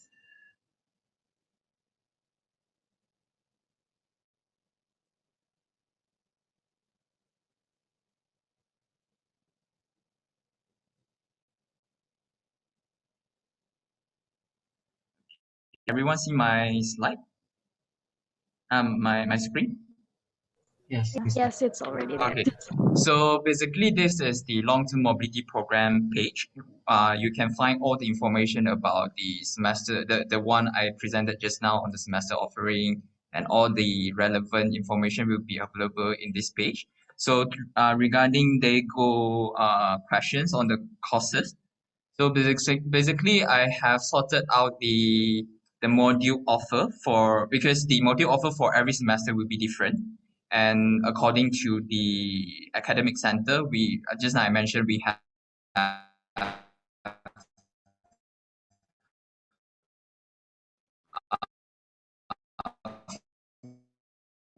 of engineering on like at it also, and you can look at. Are you guys in undergrad level or postgraduate level? Can I know? Undergraduates. Are Most you of in us is bachelor? undergraduate. Undergrads? Yeah, undergraduate. Okay. Okay, so for undergrad, you see a list of academic centers. So what you need to do, like for engineering, you can just click on the engineering, and then you'll see a list of courses offered for the coming semester. The coming semester I mentioned here is semester 1, the October intake. So if you're planning to come for mobility program in October intake, so basically these are the courses offered during that semester.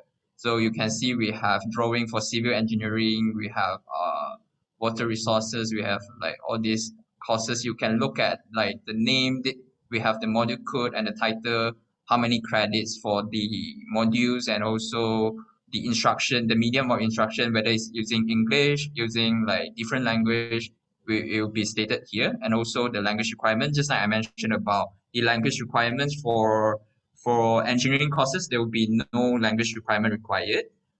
As long as you get nominated by ITS, it will consider as we can approve your application. And also at the page, you can see the synopsis of the course content. If you want to find out more about each particular modules, what you can do is you just click on the module information. You bring you to the syllabus. So basically you can know like the learning outcome of the courses, like the synopsis, and also the assessment weightage, whether it's like continuous assessment 100% or there's a 50-50, or you can look at the assessment weightage. And also you can look at the learning strategy, whether there's lecture, tutorial, some of them maybe they have like discussion, they have seminar going on for the entire semester, and you can see all the main reference. So basically you can log on to the page, and then you can try to shortlist like some of the courses that are relevant to you about engineering before you put in the application, because in during the application you need to select the module code, but you won't be able to see like the module title, you won't be able to see like the course content. But where you can see the content is basically on this page. So you can find it out, like you shortlist a list of courses that you want to take, and then during the online application, you just select a code in the system. Yep. Is it clear? Yes, sir. Very well. Thank you. Okay, thank you, Diego, for the questions. And we have another question here from Sheza. And she can't open her camera, but it's okay. She wants to ask about the main research focus in University of Malaya in engineering field. And she's mainly curious about the materials. Are there any research conducted in UM regarding that topic? Okay, so I will share my screen once again. So basically in University Malaya, for the research project, we don't have a specific topic or specific research, what to say, like research field. So it's up to the, wait, let me search for the page first. So basically, like just now you mentioned about the research field under engineering, but we don't have a specific topic for that. So normally what we do is the research program will fall under the mobility attachment program. So if you go to the page, it will guide you through like what you can do to apply for mobility attachment, especially on research. Because like what you can do is you need to identify what are the area of study that you would like to do for research. Let's say you're engineering, you want to focus on civil engineering in certain area or certain elements. So you can identify the preferred area of study that you want to focus for the research. And then what you can do is the second step is on the identify a preferred UM supervisor. So what you can do is you log on to this page, and we do have a page called UM Expert. So what you can do is you search for area of expertise. So let's say you would like to do some research with the supervisor at University of Malaya. You can maybe you type civil engineering.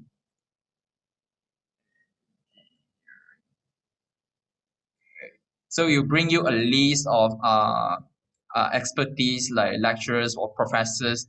They do some research under this expertise. You can see like the associate professor doing some concrete material, lightweight concrete, like these are the area of expertise. So when you identify the research area that you want to do, and then you identify the area of expertise through the UN expert and identify who are the supervisor that you want to work with, and then you can initiate the communication with them. So to discuss like how you want your research attachment to be at University of Malaya and the duration that you want to do, maybe a 2 weeks research project, or maybe a 3 months, or maybe up to a year of research project you want to do at University of Malaya. Yeah. Okay, thank you for the answer, Mr. Yongkang. And we have another questions here. From Radit, is there any program that run during this pandemic situation, like the offline programs, maybe the long-term program? Okay. Good questions. And it's very uncertain during the pandemic, especially in Malaysia. The COVID situation is very unstable.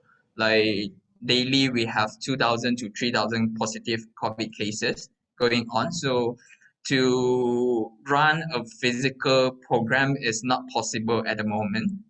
Even like for the October intake for our long-term program, the modality on running the October intake is still uncertain, because the university cannot make decision in terms of whether we want to run it physically or we run it virtually.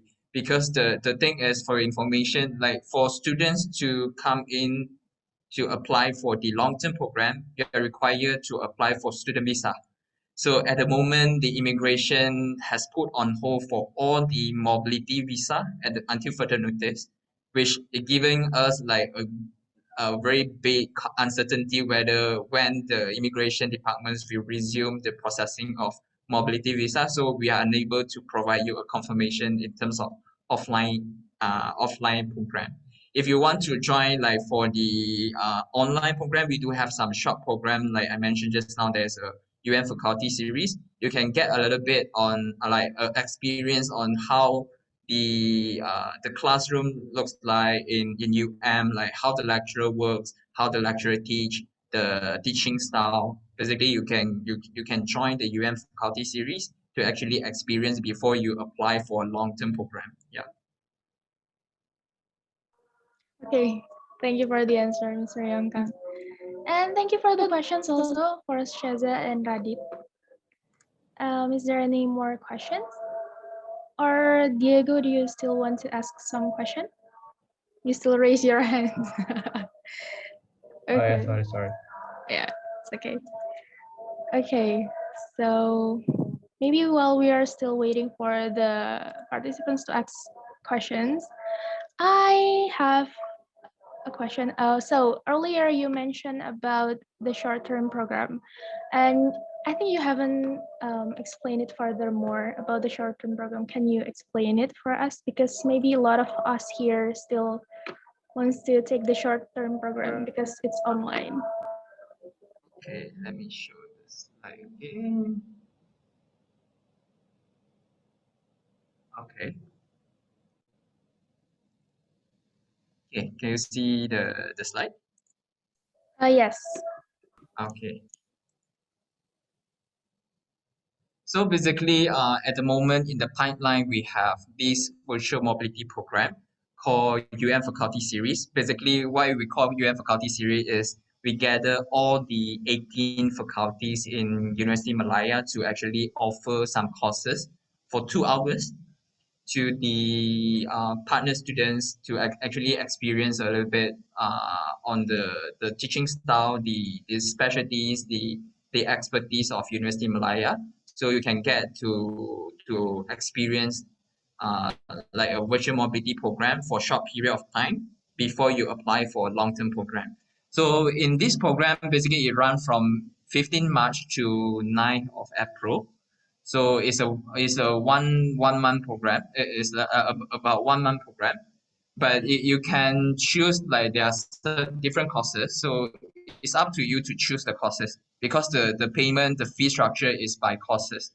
If you feel like you want to apply, let's say for computer science, you're interested for computer science, you can choose like these courses: data visualization, game design, digital literacy, hack your cognitive system. You can choose these 5 courses, or maybe you want to choose from different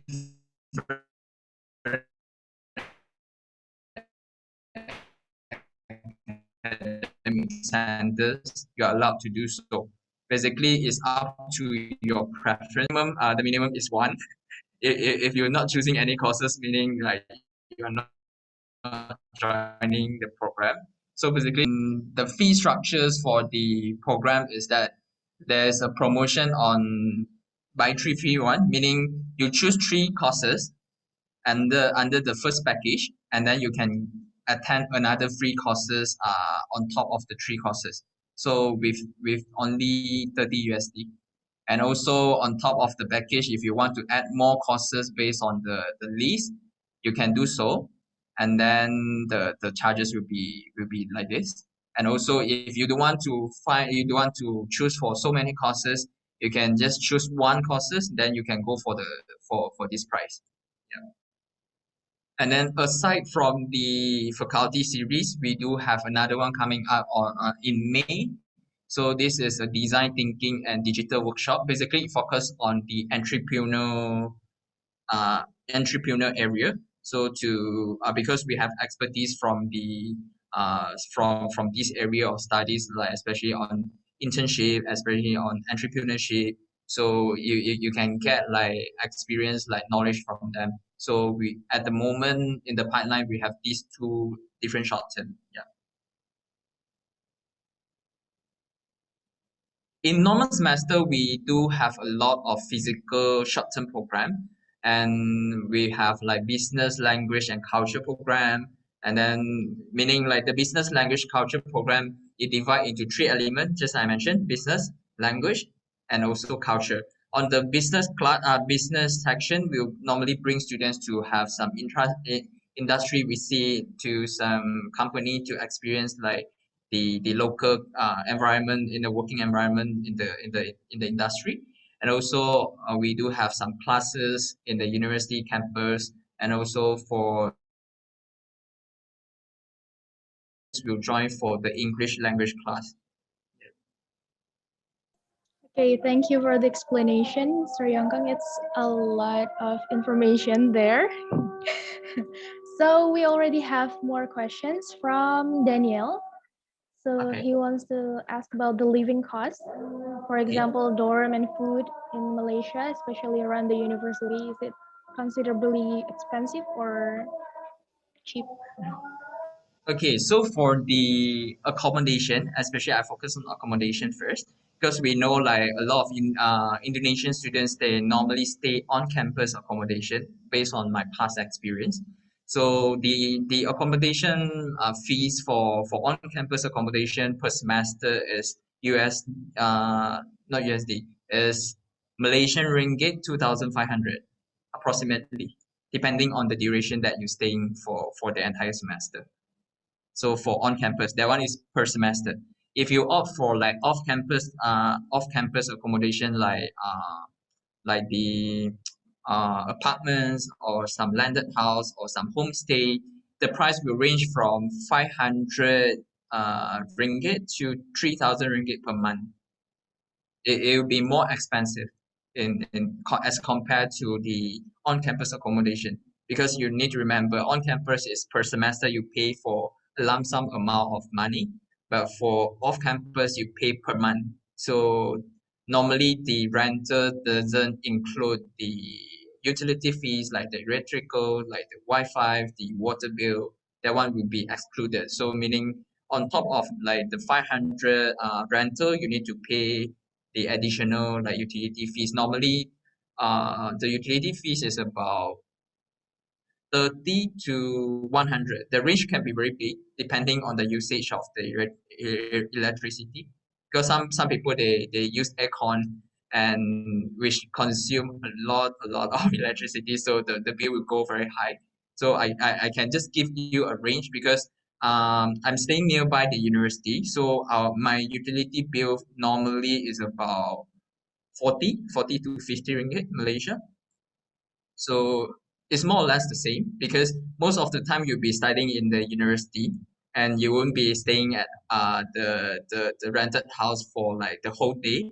So most of the time you'll be using the facilities in the university which you don't need to pay anything. So which it help you to save a lot of money in terms of the accommodation and also paying the utility bills. So aside from that, like in terms of the food, I would say it's rather not too expensive. Not too expensive. It's about you can get food for $1, maybe about 4 ringgit Malaysia.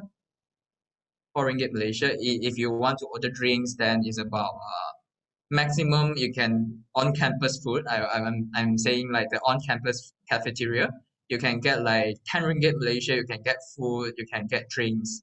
Yeah, and it's quite affordable in the campus cafeteria. If you go slightly outside maybe because the best thing in for University of Malaya is we located at the center of the KLCT and also we also as located next to a lot of student housing area which the shop they normally offer very affordable price like in terms of the food, in terms of groceries. Yeah. Okay, thank you for the answer, Mr. Yongkang. And maybe thank you for Daniel for the question. Maybe you can do the conversion between rupiah and ringgit to know. And we have last question because we ran out of time from Sekar. Thank you for your presentation. And during the online lessons, you previously mentioned about a way for international students to experience the environment in University of Malaya. And are all lessons conducted via PowerPoint presentations or and asynchronous via videos, or do you have lessons conducted via physical object, like you send the object to the students or something like that? Okay. So to answer that question, basically it depending on the program whether it's a physical program or virtual program. So let's take example if the program is a physical. Normally the lecturer will use like PowerPoint presentation. We'll use like in-class discussion. That one is for physical program. So in terms of the virtual program, the lecturer normally have like the synchronous and also asynchronous approach at the same time, meaning like they will be using the live session and also some video session, meaning like it's not real time session. There will be a mixture, but in general the approach that the lecturer is using is different from different courses. It's up to the lecturer because it depending on the courses that you take and then the individual arrangement of the lecturers for that classes. Because I cannot give you a general statement that in general is using this, but because in university level the academic center do provide a guideline for the lecturers to teach the class. In the guideline, basically the lecturer is more flexible for them to arrange how they want to run the class. It can be a group discussion, doesn't necessarily a PowerPoint presentation. It can be a group discussion every week, or maybe a group project every week, or maybe in a seminar form, or maybe it's an active involvement with the student rather than the convention kind of teaching methods. Like the convention teaching methods is the lecturer standing in front of the students and then playing presentation slide and then keep on teaching for 2 hours. But with the pandemic, with the virtual program we have right now, like the flexibility given to the lecturer is also higher. So in terms of the methods, in terms of the approach that the lecturer is using is different for each classes. Yeah. Okay, thank you for the answer, Mr. Yongkang. And for the question, Sekar. And yes, as I said before, we are running out of time. And thank you for your enthusiasm. I hope it all answers your curiosity about University of Malaya. And also thank you very much for our speaker, Mr. Yongkang Ho, for your time and answers. And last but not least, Mr. Yongkang, do you have something to add for closing statement? Okay, so thank you everyone for joining this LSA program. So and also thank you for inviting me to speak for the session. It's so happy that a lot of you like have so many questions for University of Malaya. So if you want to find out more, you can look for Part YU. I have shared like all the necessary information, and I'm not sure whether I can share the link in this chat. Later maybe after when we going back out, when we move to the main room before closing, so Yeah, everyone okay. can know the link. Okay, sure. Yeah, I think that's all for me. Thanks. Thank you so much, Mr. Yongkang. It's also our pleasure for us to have you in this session. And dear participants, that is all from me as the moderator in this session. Please return to the main room to continue the next agenda. Thank you. Yeah, please go to the main room. Okay, thank you. Leave breakout room, but not leave the meeting. Leave breakout room.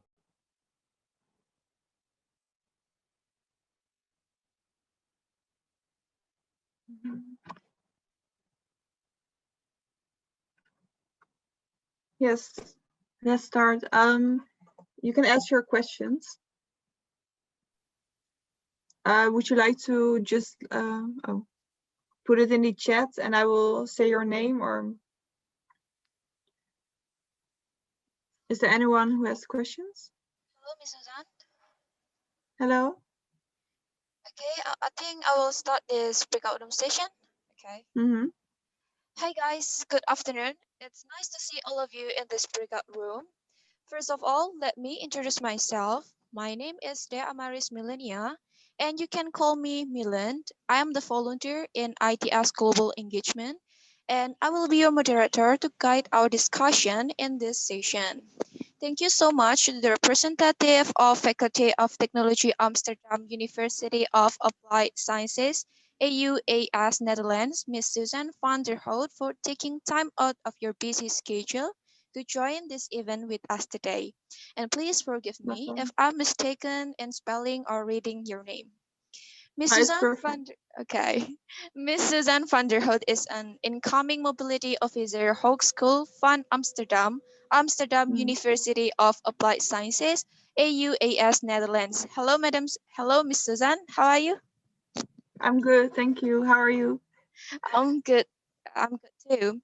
Oh, it's nice to see and hear that you are great in your fine with us today. In the previous session, you guys already get insights about AUAS and opportunities to join programs in AUAS. So for the next 20 minutes, you can ask more detailed questions related to Faculty of Technology Amsterdam University of Applied Sciences, Netherlands, or programs that you want to join. Or maybe you previously haven't had the opportunity to ask questions and are still confused. Don't hesitate and don't be unconfident. Just ask the questions using the raise hand feature or send it through the chat box Zoom meeting. And I want to remind you to drop your questions using the format name underscore and RP underscore questions. Okay, let's take advantage of this session to get as much information as possible about Faculty of Technology Amsterdam University of Applied Sciences, AUAS Netherlands. So that later you won't be confused anymore when willing to register for the related programs. So maybe for the participants, you want to ask about the related programs that Ms. Susan have already explained before. And please, you can use the raise hand feature or you can use chat box Zoom meeting feature. Okay, I think the participants still preparing for the questions. So while waiting for the participants in asking the questions, I have already some questions that were previously asked by the participants. So there's the participants who asks, how are the lectures at AUAS teaching during the current pandemic? Do they have an interesting way? So to Madam Susan, you may answer these questions. Thank you. Thank you for the question. Well, yeah, last half year, most of the lectures, or like, yeah, all of the lectures were online. And sometimes it was possible for students to come to the university to work in the lab, what I told you before. But most of the classes are online. And like for the future, like so in September, we really hope to be able to offer our courses like at the university. But at this point, I'm not sure yet, because like in April, we will know more about what it will look like. So hopefully we can be back at university, but at this point, I'm not sure. But online is also a possibility.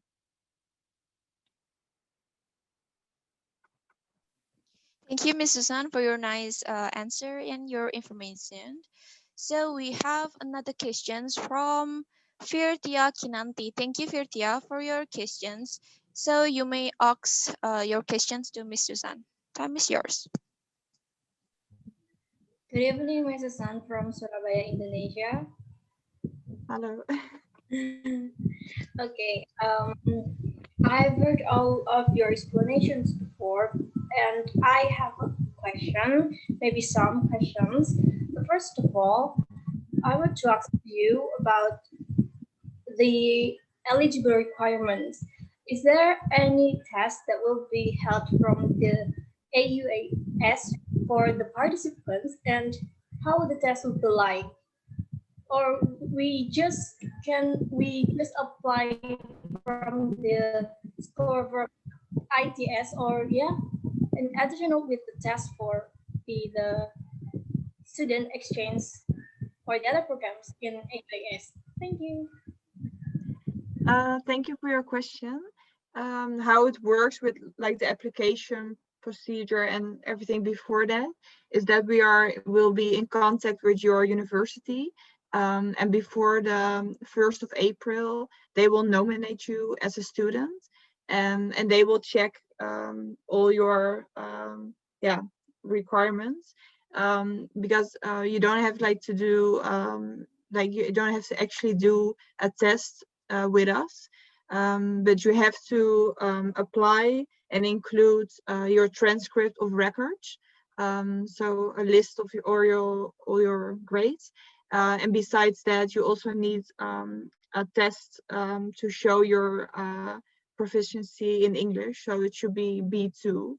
and that's also something, but there are no more tests or things. After your nomination, we are going to check everything, all the information, and then accept you as a student at our university. Is that clear? Yes, sure. Thank you very much. You're welcome. And more questions or? Okay, thank you, Ms. Suzanne and Firtia, for your questions and information for the nice answer. So we have another questions here, and the questions is from Muhammad Lukman. So to Muhammad Lukman, you may ask your questions to Ms. Suzanne. Hello. Hi. Good afternoon, I think, from Bogor, Indonesia. And can you hear my voice? Yep. So I think I'm not going to ask about the exchange because I think it's kind of clear for me, and I would like to know about the university itself. So for me, Susan, I would like to know about what is the prominent aspect or fun facts that distinguish the Amsterdam University of Applied Science compared with the other universities in Netherlands. Okay. Thank you for your question. Well, Amsterdam University of Applied Science is quite a big university, and because it's in Amsterdam, you're really like in the main capital of the Netherlands, and it's really easy to get around to other cities. But Amsterdam itself is like really nice to study, to live. Just to get around with these beautiful buildings and all the canals, and it's just such a beautiful city. And also with the programs we offer, for example, the one with the built environment, you're really gonna work and live in the city, and you can translate that into your courses and really in your project team. So you're living in the city you also study with. So I think that's like a really nice combination. Does that answer your question? Yes, Miss Susan. Thank you so much. Okay, thank you to Ms. Suzanne for your information. So we have another questions, and the questions is from what is this? From participants, okay. And the questions is so I'm a urban and regional planning student. So can I take a future city program? And is there any program that I can take? So the program is conducted fully online or online too? Thank you. Maybe to Mrs. Zhang, you may answer these questions.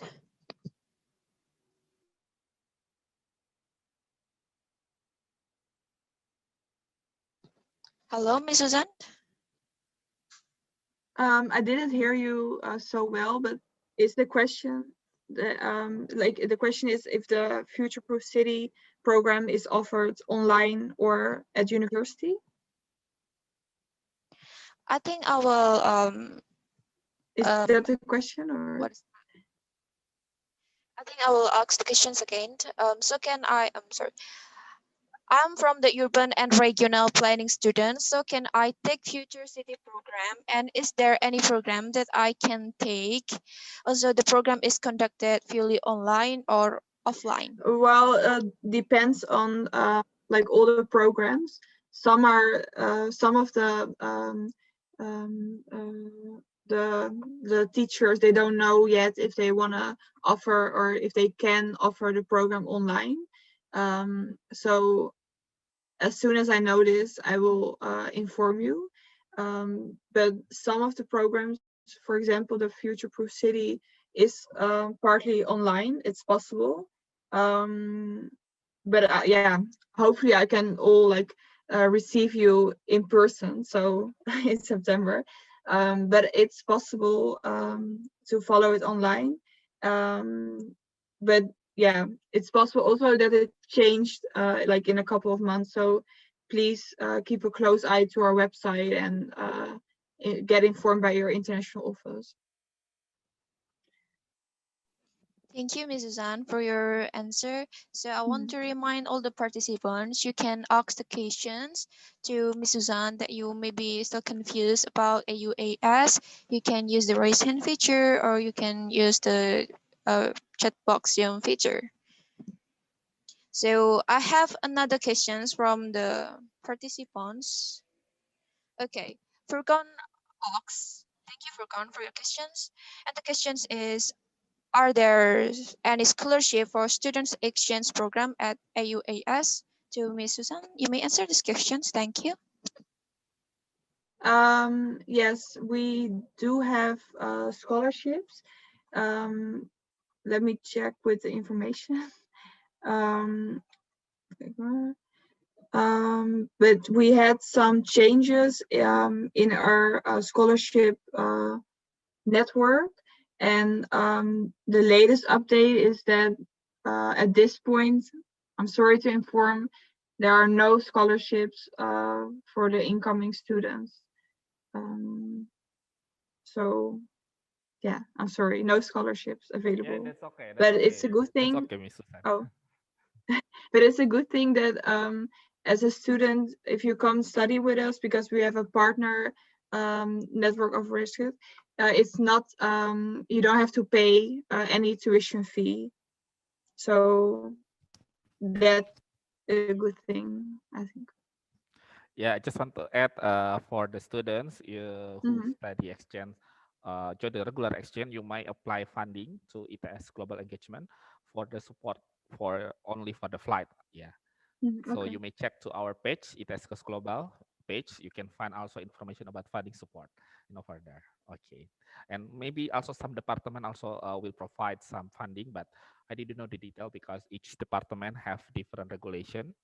Yeah, so basically the one if you apply to our ITS Global Engagement, we only can support you the funding for the flight, yeah, but it's not full. But you may check in the website. There is some formula. It depends on the how many credit that you take it, how far the country, yeah, and also some regulation you may check to the website. So that's I just want to add something. Thank you, Susan. Sorry to interrupt. Thank you. Thank you, Mas Wahyu, for your adding information to us. And we have another question from Arla. Thank you, Arla, for your question. And the question is, from the previous presentation, I can see there are many programs that AUAS offer. So I would like to know, are the programs is just for the related department or it can be taken from unrelated department? So to Ms. Susan, you may answer these questions.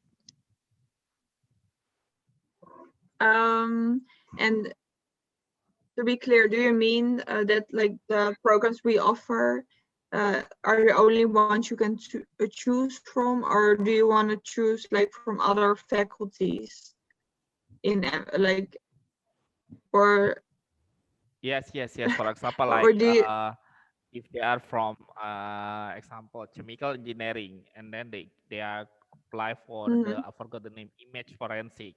Maybe it's some quite different, but you know in ITS we have several of department. Maybe the name is not related, but the course is maybe still related, or they have some question why they took the course. Yeah, maybe different pattern, but the same main thing. For example, management gitu ya. Maybe in ITS they are from marine management, but they're trying to do landscape management in university. Just example. That's maybe the analogy of the question of my student. Please, Sarah, Susan, thank you. Thank you for explaining. Yes. Well, it's possible to pick a program that is not like totally your field, but sometimes, for example, the engineering programs with like the design features, you really need like a basic knowledge in design. And if you don't have that, it's really hard to follow the program. But sometimes some of the programs, it's fine if you have a different background. But that's something we can discuss later. And if you're interested, just let me know and I will check it with the coordinator. But yeah. Yeah, I just want to add also, basically, before you apply to the AUAS, you need to apply to ITS Global Engagement Spheres, which means that you will meet me in the interview. So during interview, actually, we will can assistant if is there some case. I will also talk to Susan first, and then we will inform the student, about it. So don't worry, we will have. That's why you normally we put the deadline is a bit early compared than the deadline is assigned by the AUAS to give us time.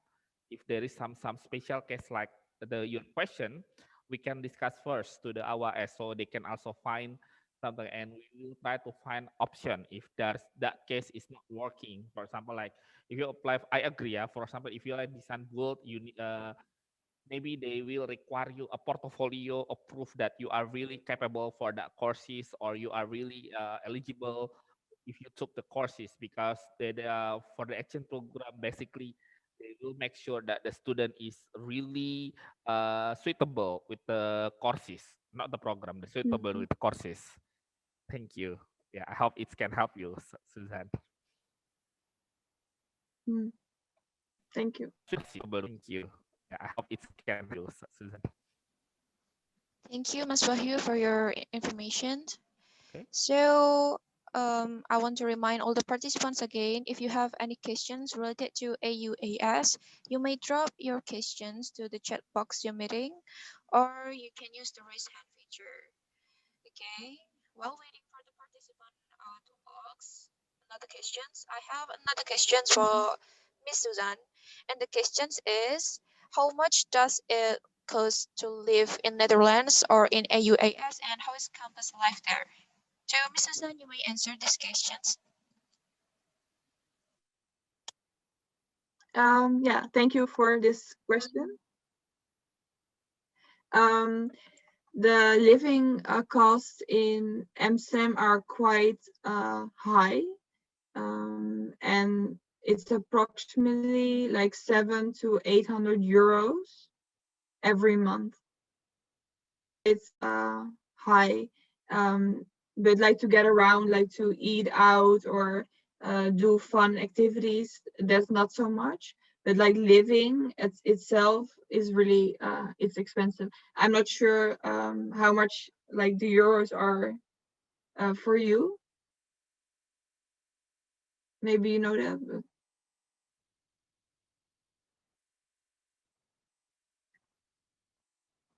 it's easier if I maybe.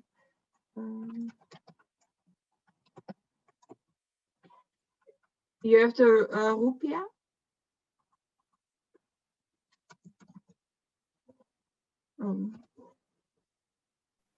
I think it's about 17 or 18 rupiahs, but I haven't checked the currency for a while, so I don't know exactly the number. Okay. But I don't know. But approximately. I cannot hear you. I say yeah, approximately. Yeah. Thank you. Okay, thank you. So moving on, we have to answer the last questions for this session. So for the last questions is asking by the participants, and the participant is asking, if I want to study abroad to AUAS, so do I have to be able to speak in Dutch language? To Miss Susan, you may answer these questions. Thank you for the question. You don't have to speak Dutch. Our programs are offered in English, so there's no need to speak Dutch. But there is a course we offer for international students. It's a Dutch course to learn like the basics of the language. So that's something you can apply for, but you don't have to. So it's all in English. Thank you for your explanation to Miss Suzanne.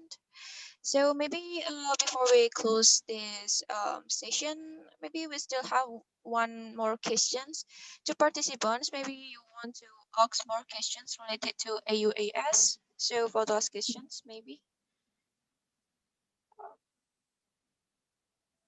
Okay.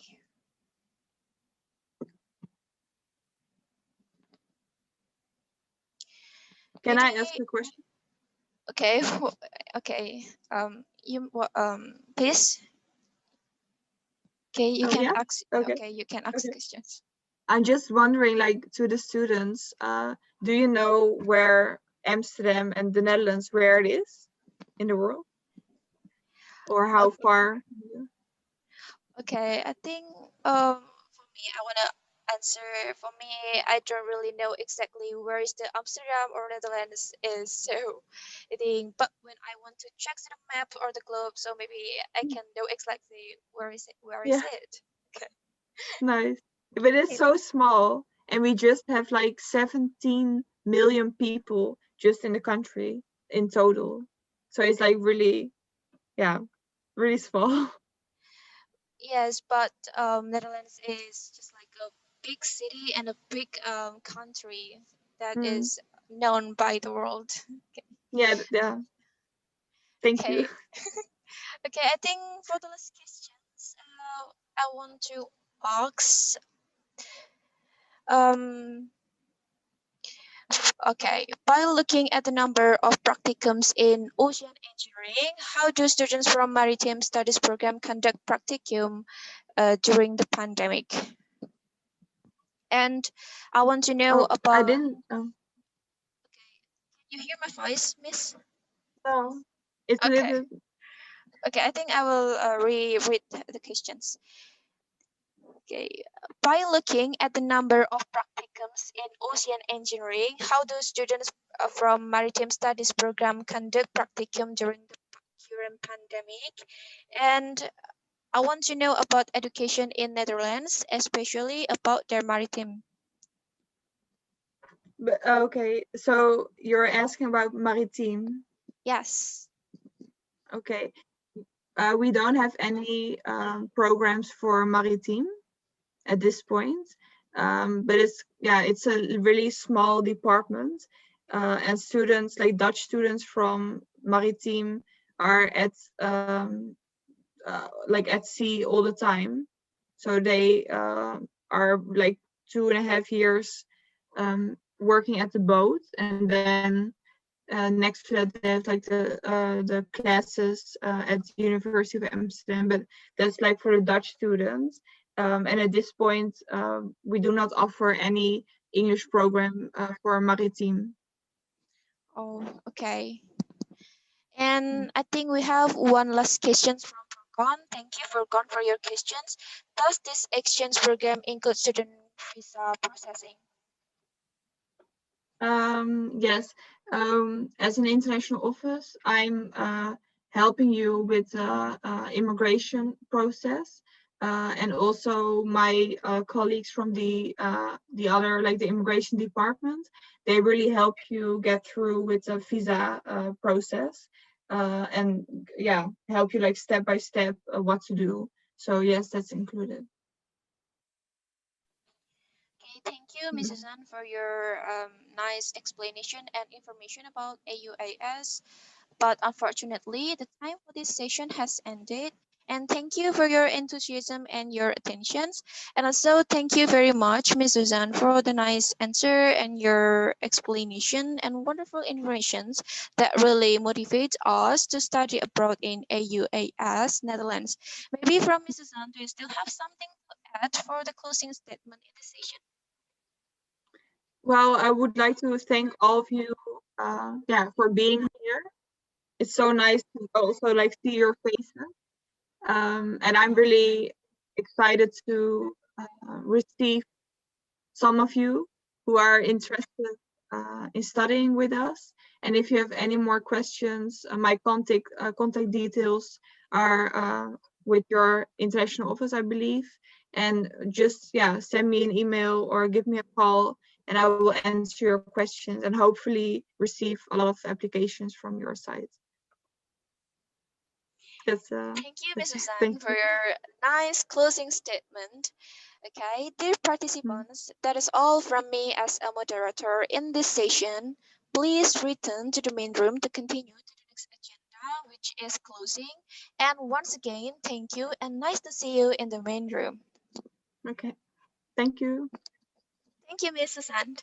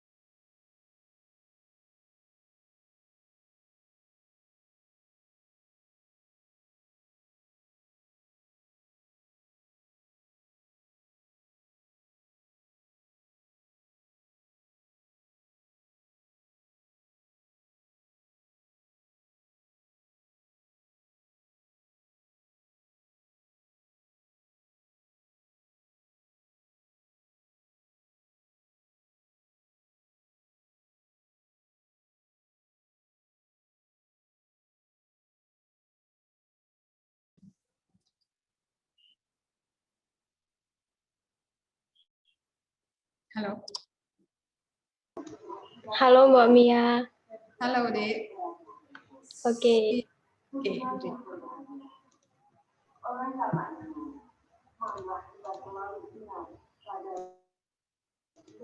Mungkin we have to wait until all the participants join the breakout room so we can start the Q&A session. All right, sure.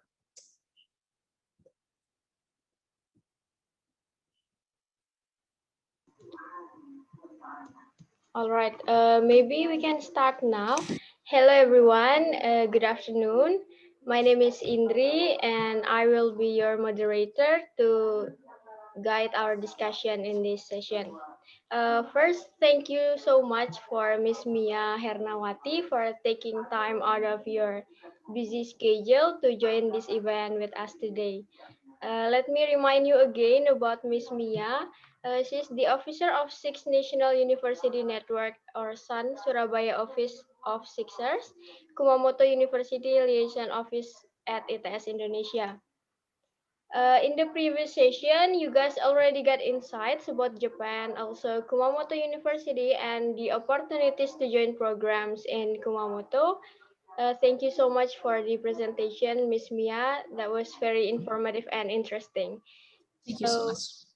For the next 20 minutes, you can ask further questions and consult with Miss Mia as the representative on behalf of Kumamoto University, or maybe who previously haven't had the opportunities to ask questions and are still confused. Do not hesitate to just ask the question using raise hand feature or send it through the chat box using format name underscore NRP underscore question, or as you can see the example sent by our committee on the chat room.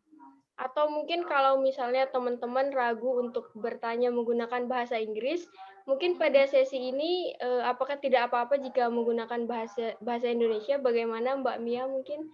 Oh, bisa sekali. Sure, no problem. Yes, maybe teman-teman lebih nyaman menggunakan bahasa Indonesia, tidak apa-apa. Kebetulan di sini ada Mbak Mia juga. Boleh langsung bertanya aja buat teman-teman. Boleh langsung raise hand or you can type your question on the chat. Atau untuk exercise bisa ya bisa combine deh bahasa Inggris sama bahasa Indonesia juga nggak apa-apa. Yes. Okay, maybe.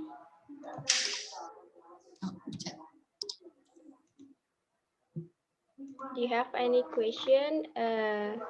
Let's take this advantage of the session to get as much information as possible about Kumamoto University. Oh, I see there's someone raised their hands. It is from Simplicity. Maybe you can introduce yourself and just tell your question. Okay, thank you very much. Can you please hear my voice? Yes, Yes, I very can clearly. see Okay. clearly, Mr. Simpliste. Okay, I'm sorry, my camera has problem, so I can't open my camera. No problem. Okay, I'm Simpliste Dusabe. I'm international student from ITS. I'm doing my master's degree in chemical engineering. Right. So I'm interested in Kumamoto University. Yes. I want to know more about Japanese governmental scholarship. All right. Actually, me, I'm not Indonesian. I'm from Africa. I'm from Rwanda. I know from my country we have some person get the Japanese governmental scholarship. So as I'm an ITS student, so I'm thinking of applying to Japanese governmental scholarship, but I need more clarification about the university recommendation. So can you please? All right. Can you please give me more clarification? Okay, right. thank you. And I need your contact. Yeah, Thank sure. you very much. Yes, thank you so much. So, Mr. Simpliste, I assume that you're asking me before about the KS ranking, right? So, Kumamoto University is 541 in the world. So it's not so high actually, but anyway, we are confirming that Kumamoto University is not so much concerned on KS World ranking at the time. So they are wondering whether they have to apply or is seriously or not. All right, so next university recommendation, actually basically you have master, right? Master degree, right? Mr. Simpliste here. For master degree, you can join the exchange program by JASO or MAX.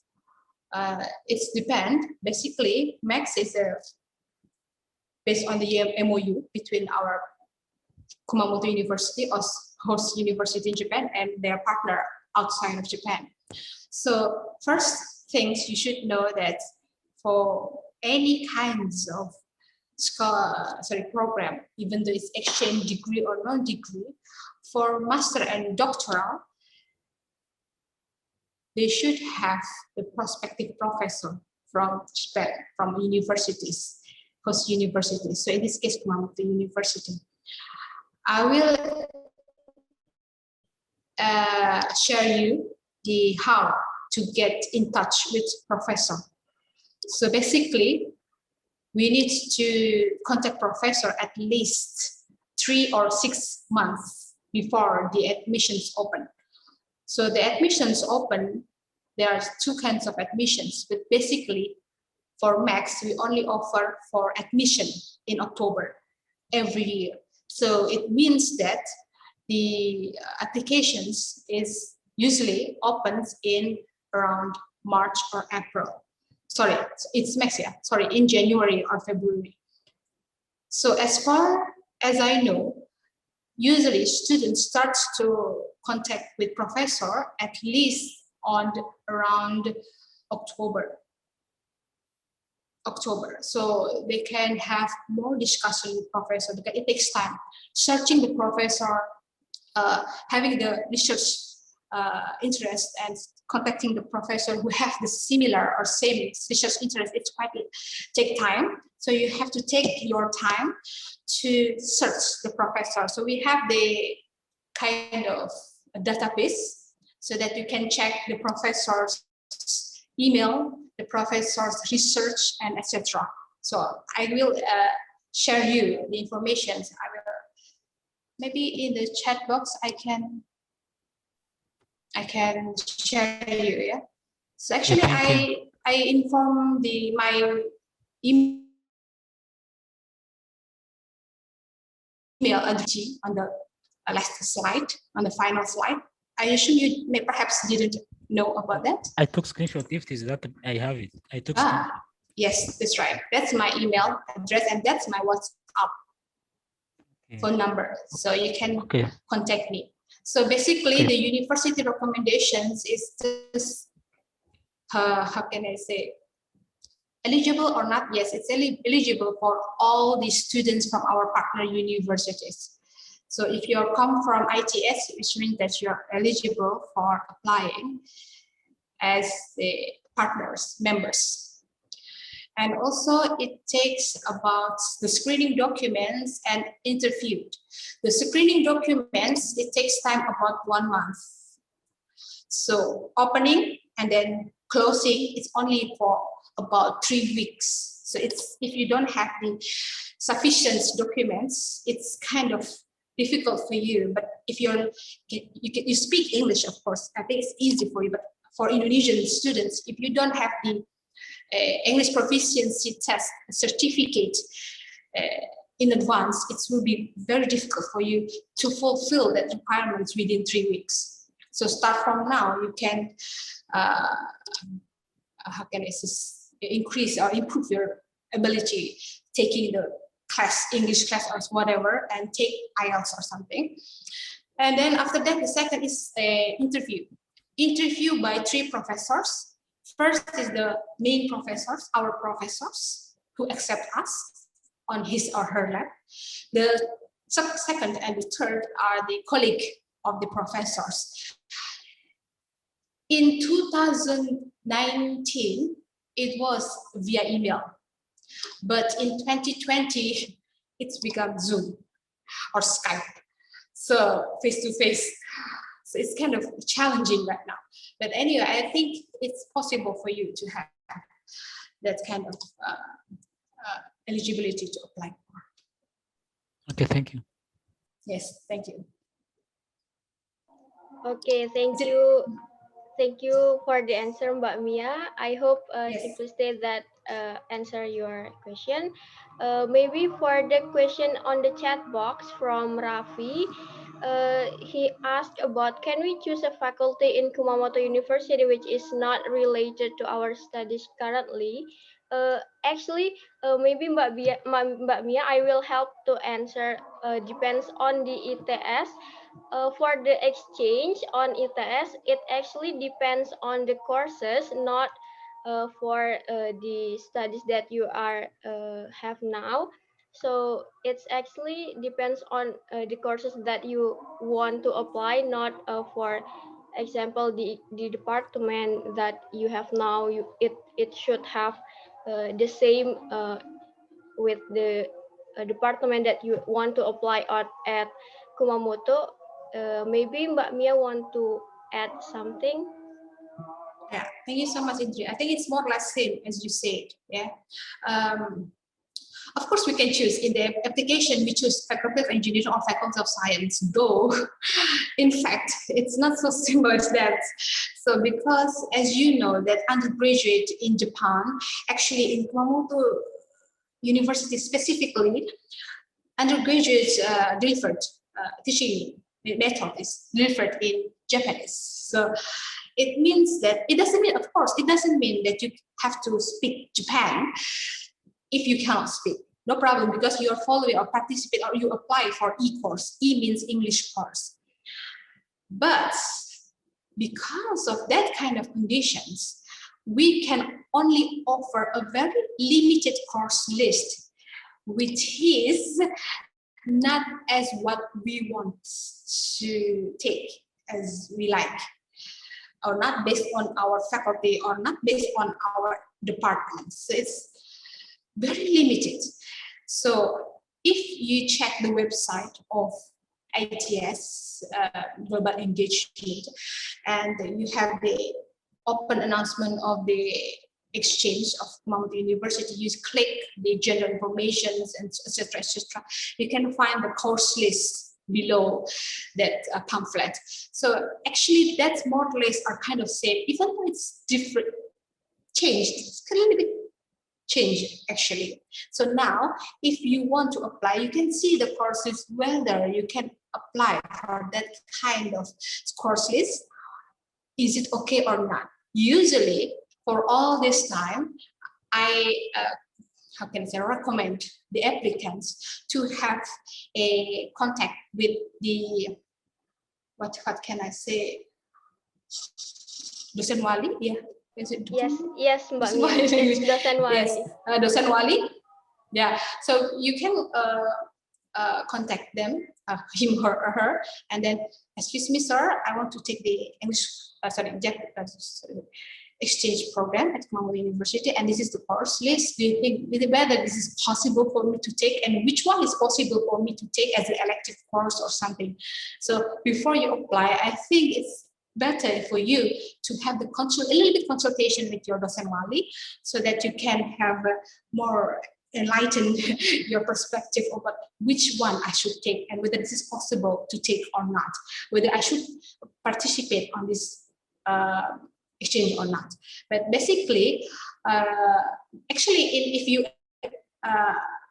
selected as the participant, you can take as many as course lists as you can, as many as you can courses as you can. For us, we need 10 credits at least. 10 credits for you to graduate and to have the certificate and also transcript.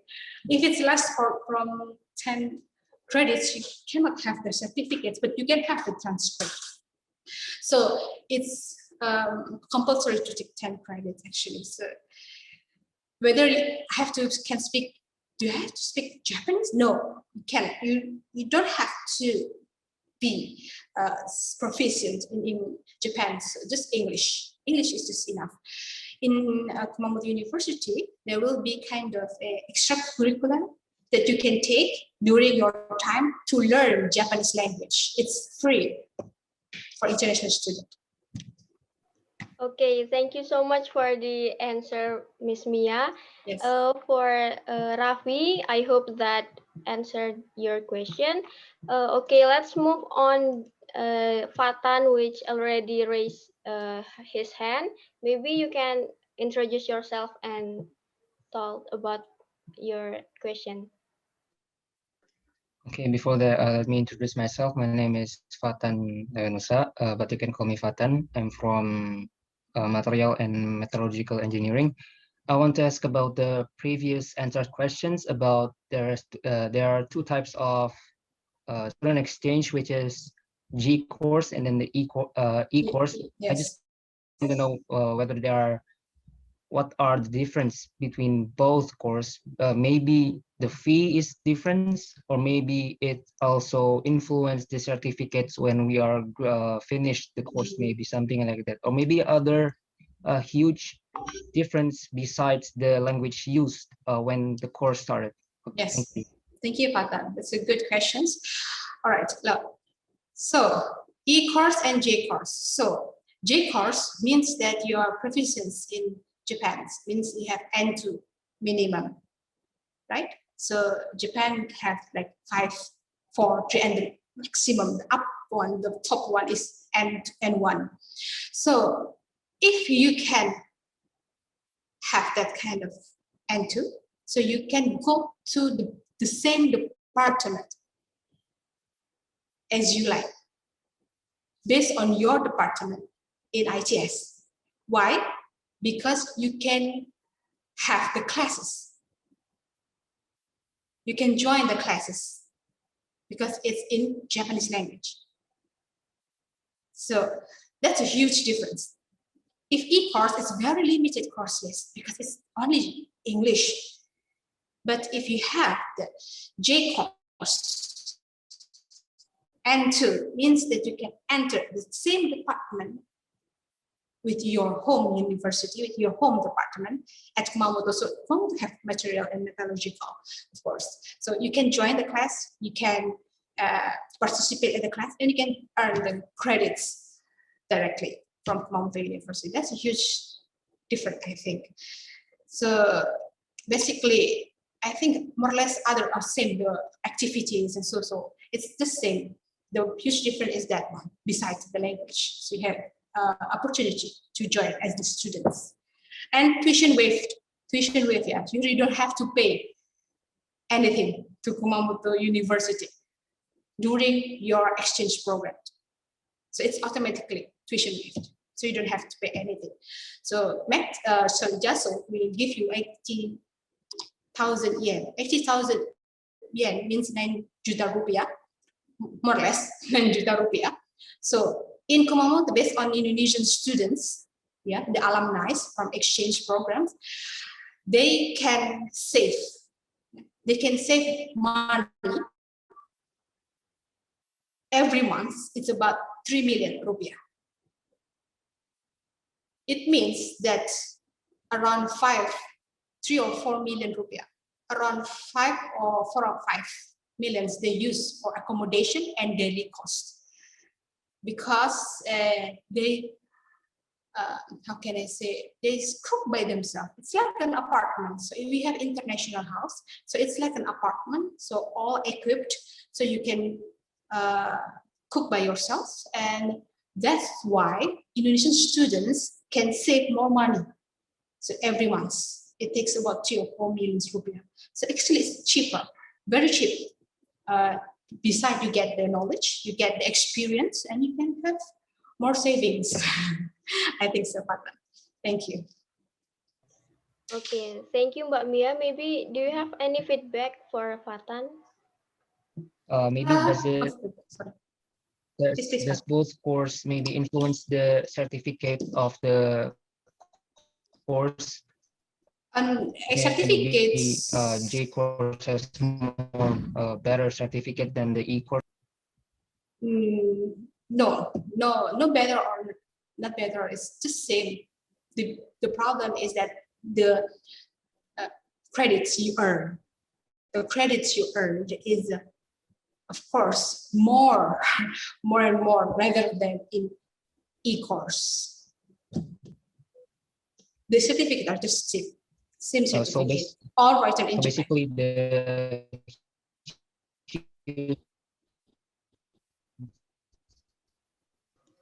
Sorry, Fatan, we can't hear your voice. Just about the department and maybe so we have more opportunity to choose whether the department for the course. Yes. Thank you. Yes. Thank you. You're correct, Fatan. Okay, thank you for Mbak Mia and Fatan. Let's move on the next question. Maybe do you have any question? You can just type on the chat box or raise your hand. For the question by Fania on the chat box, I think it's already answered by the previous explanation about the exchange program for specific majors. The exchange actually depends on it based on the courses, not on the specific majors that you have on ITS. So maybe actually the question is pretty same with the previous from Rafi. Let's move on the next question about the short-term exchange from Alia. She asked about, are one of the requirements need GLPT test 2 for the short-term exchange program? Mbak Mia, maybe. If you're taking e-course, no need. If you're taking e-course, no need. Yes. But if you're taking J course, surely need. Compulsory. So it's depend on the course, which courses you want to apply. Okay, thank you, Mbak Mia. Maybe you can, maybe Alia already got her answer. There's also the question from Giselle. If we want to take a scholarship, is there any written test or other tests besides document screening and interview?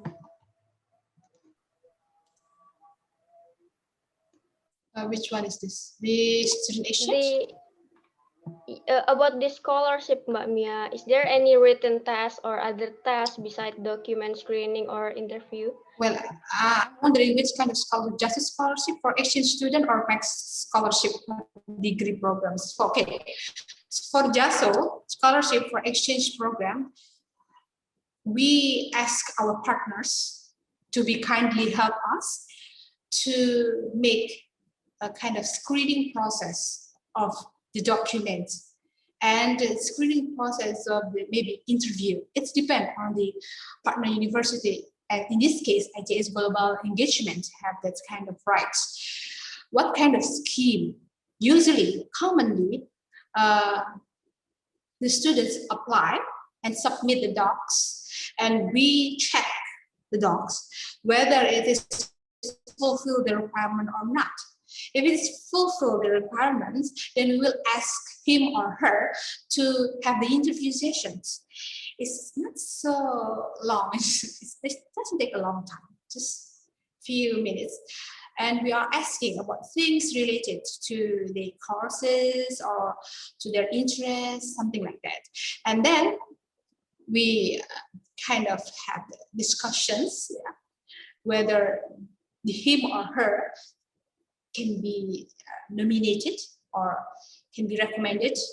So the ITS Global Engagement will make a recommendations letter to Kumamoto University with the names of the nominees, right? So whether it is written or screening or interview, yes, I think there will be, but we are kind of give the freedom to the ITS Global Engagements to select, to create what kind of scheme. Okay, thank you so much, Mbak Mia. Maybe do you have any other question? If there's not, maybe we can close this session. Unfortunately, the time for this session has ended. Thank you for your enthusiasm, and also thank you very much, Mbak Mia, for the answer. Maybe Mbak Mia, do you have something to add for the closing statement? Yeah, thank you so much, Idri. So as I mentioned, if you want to go abroad, means that you have to speak English and have to have the certificate of English proficiency. So start from now. You have to think about how to improve my English capability, my English skill, and you can have the certificate. So like this year, you don't have to wait until there's an announcement and then you apply for this kind of certificate, because it takes time. More or less, it's like maybe around one month or so, and it's no time. We don't have this such a long time. So start from now, practice your English seriously, and then after that you take several tests, and better to have TOEFL, ABT, or IELTS, or TOEIC by ETS. The validity of those certificates, it's 2 years. So you can imagine within 2 years, what kind of opportunity did you miss? So from now, better to prepare yourself better. And second is the GPA. Yeah, GPA means IPK. Yeah? So how can I say? Learn seriously, because your GPA, yeah, your GPA decide your future, whether you are accepted as a just scholar or not. As I mentioned, just scholar have a score. Score means 2.30. It doesn't mean 2.30 your GPA. No, 2.30. If it's in IPK, it's about 3.30 something.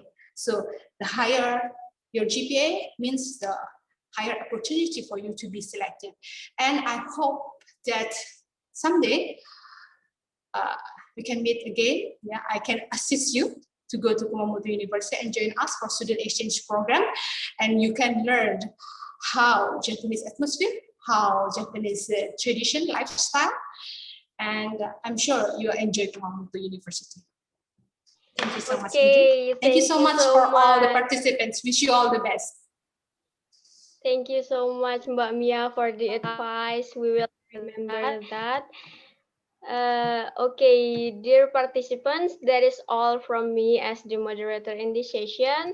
I'm apologizing for any mistake that I made during the session, and we hope that all of your curiosity has been answered.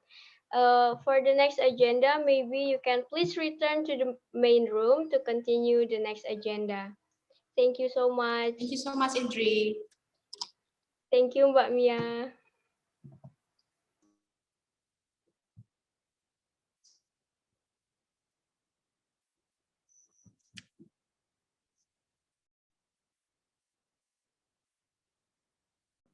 Okay. So we're gonna go to the closing. Okay, can we start the next agenda? Wait. Looks like everyone is back. Yeah. Are you here, Mbak Mia? Yes, I'm here. Okay. Suzanne, are you here? I'm here. Yes. Okay. And the last one, Mr. Kang, are you here? Yeah. Okay. I will proceed to the next agenda. Second last, actually. Now that we are all back here, I want to appreciate greatly our representatives from each part of the university today. You have shared a lot of opportunities with us, which motivates us to do more effort for internationalization and achieve the global standards. So thank you very much. This is our form of appreciation. We are sorry if this is not much, but this is all we can give. So thank you. University of Malaya, thank you, Mr. Kang. And Thank you so much. yes, thank you so much. And then for Faculty of Technology, Amsterdam University of Sciences, thank you, Miss Susan van der Hout.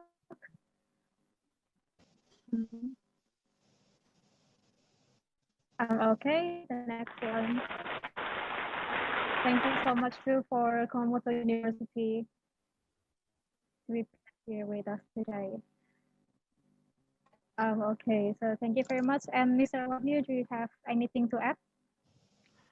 Yeah, again, on behalf of ITS Global Engagement, or ITS Indonesia, would like to sending appreciation to Mr. Kang, Suzan, and now Mbak Mia. Yeah, thank you so much for spare your time to listen. So I will send certificate to you to your email. And once again, thank you. I hope you are okay with the question from my students. Yeah. So we are hoping that this session can give insight to our student. And for ITS student, please always check the update about their program in the ITS Global Engagement website and social media. Thank you. Okay, thank you, Mas Wahyu. So now for our very last agenda, we will have a session.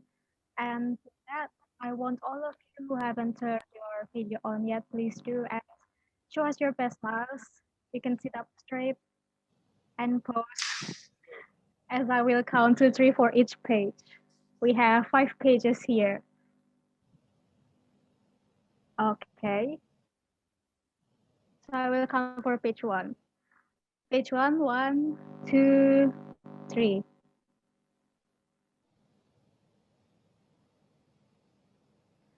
Okay, thank you, page 1. And now for page 2. 1, 2, 3. Thank you, page 2. For page 3. 1, 1, 2, 3. And now for the very last page, page 5. 1, 2, 3. Okay, thank you everyone for your smiles. And then now that we have finished all of our agenda today, I also want to thank all participants, all of you for your presence and enthusiasm. Please fill the feedback form so we can improve our future events, and we will greatly appreciate it if you gave us honest feedbacks. The link is shared by our committee in the chat room. I will remind you again that filling the attendance and feedback form are requirements to get STEM for it, and each link will be closed 1 hour after being shared. I was mistaken when I said 30 minutes, so sorry for that. It's actually 1 hour after being shared. And thank you very, very much for today. It was a very informative event that gave us insights and encouragement for all of us, and I hope to see all of you in our next event. I apologize for any mistakes that we have made during this session by me or by our other committee, and we hope after this you'll be much more motivated to participate in internationalization events. And I'm Laura as your Master of Ceremony signing off. Thank you all and see you in future events. See you guys. Bye-bye. See you in Thank the you, everyone. LSA March. Thank you so much. Thank you again, Miss Sarah, Mr. Kang. Thank you so much, Mbak Thank you, Mia. Mr. Thank you so Wahyu. much for Thank you all the coming. committee. Bye-bye. Good job. Thank you. Thank you. So you can Thank you. leave the room. Thank you. And Agatha, please close the room in 3, 2, one, and go. Yeah, you may close.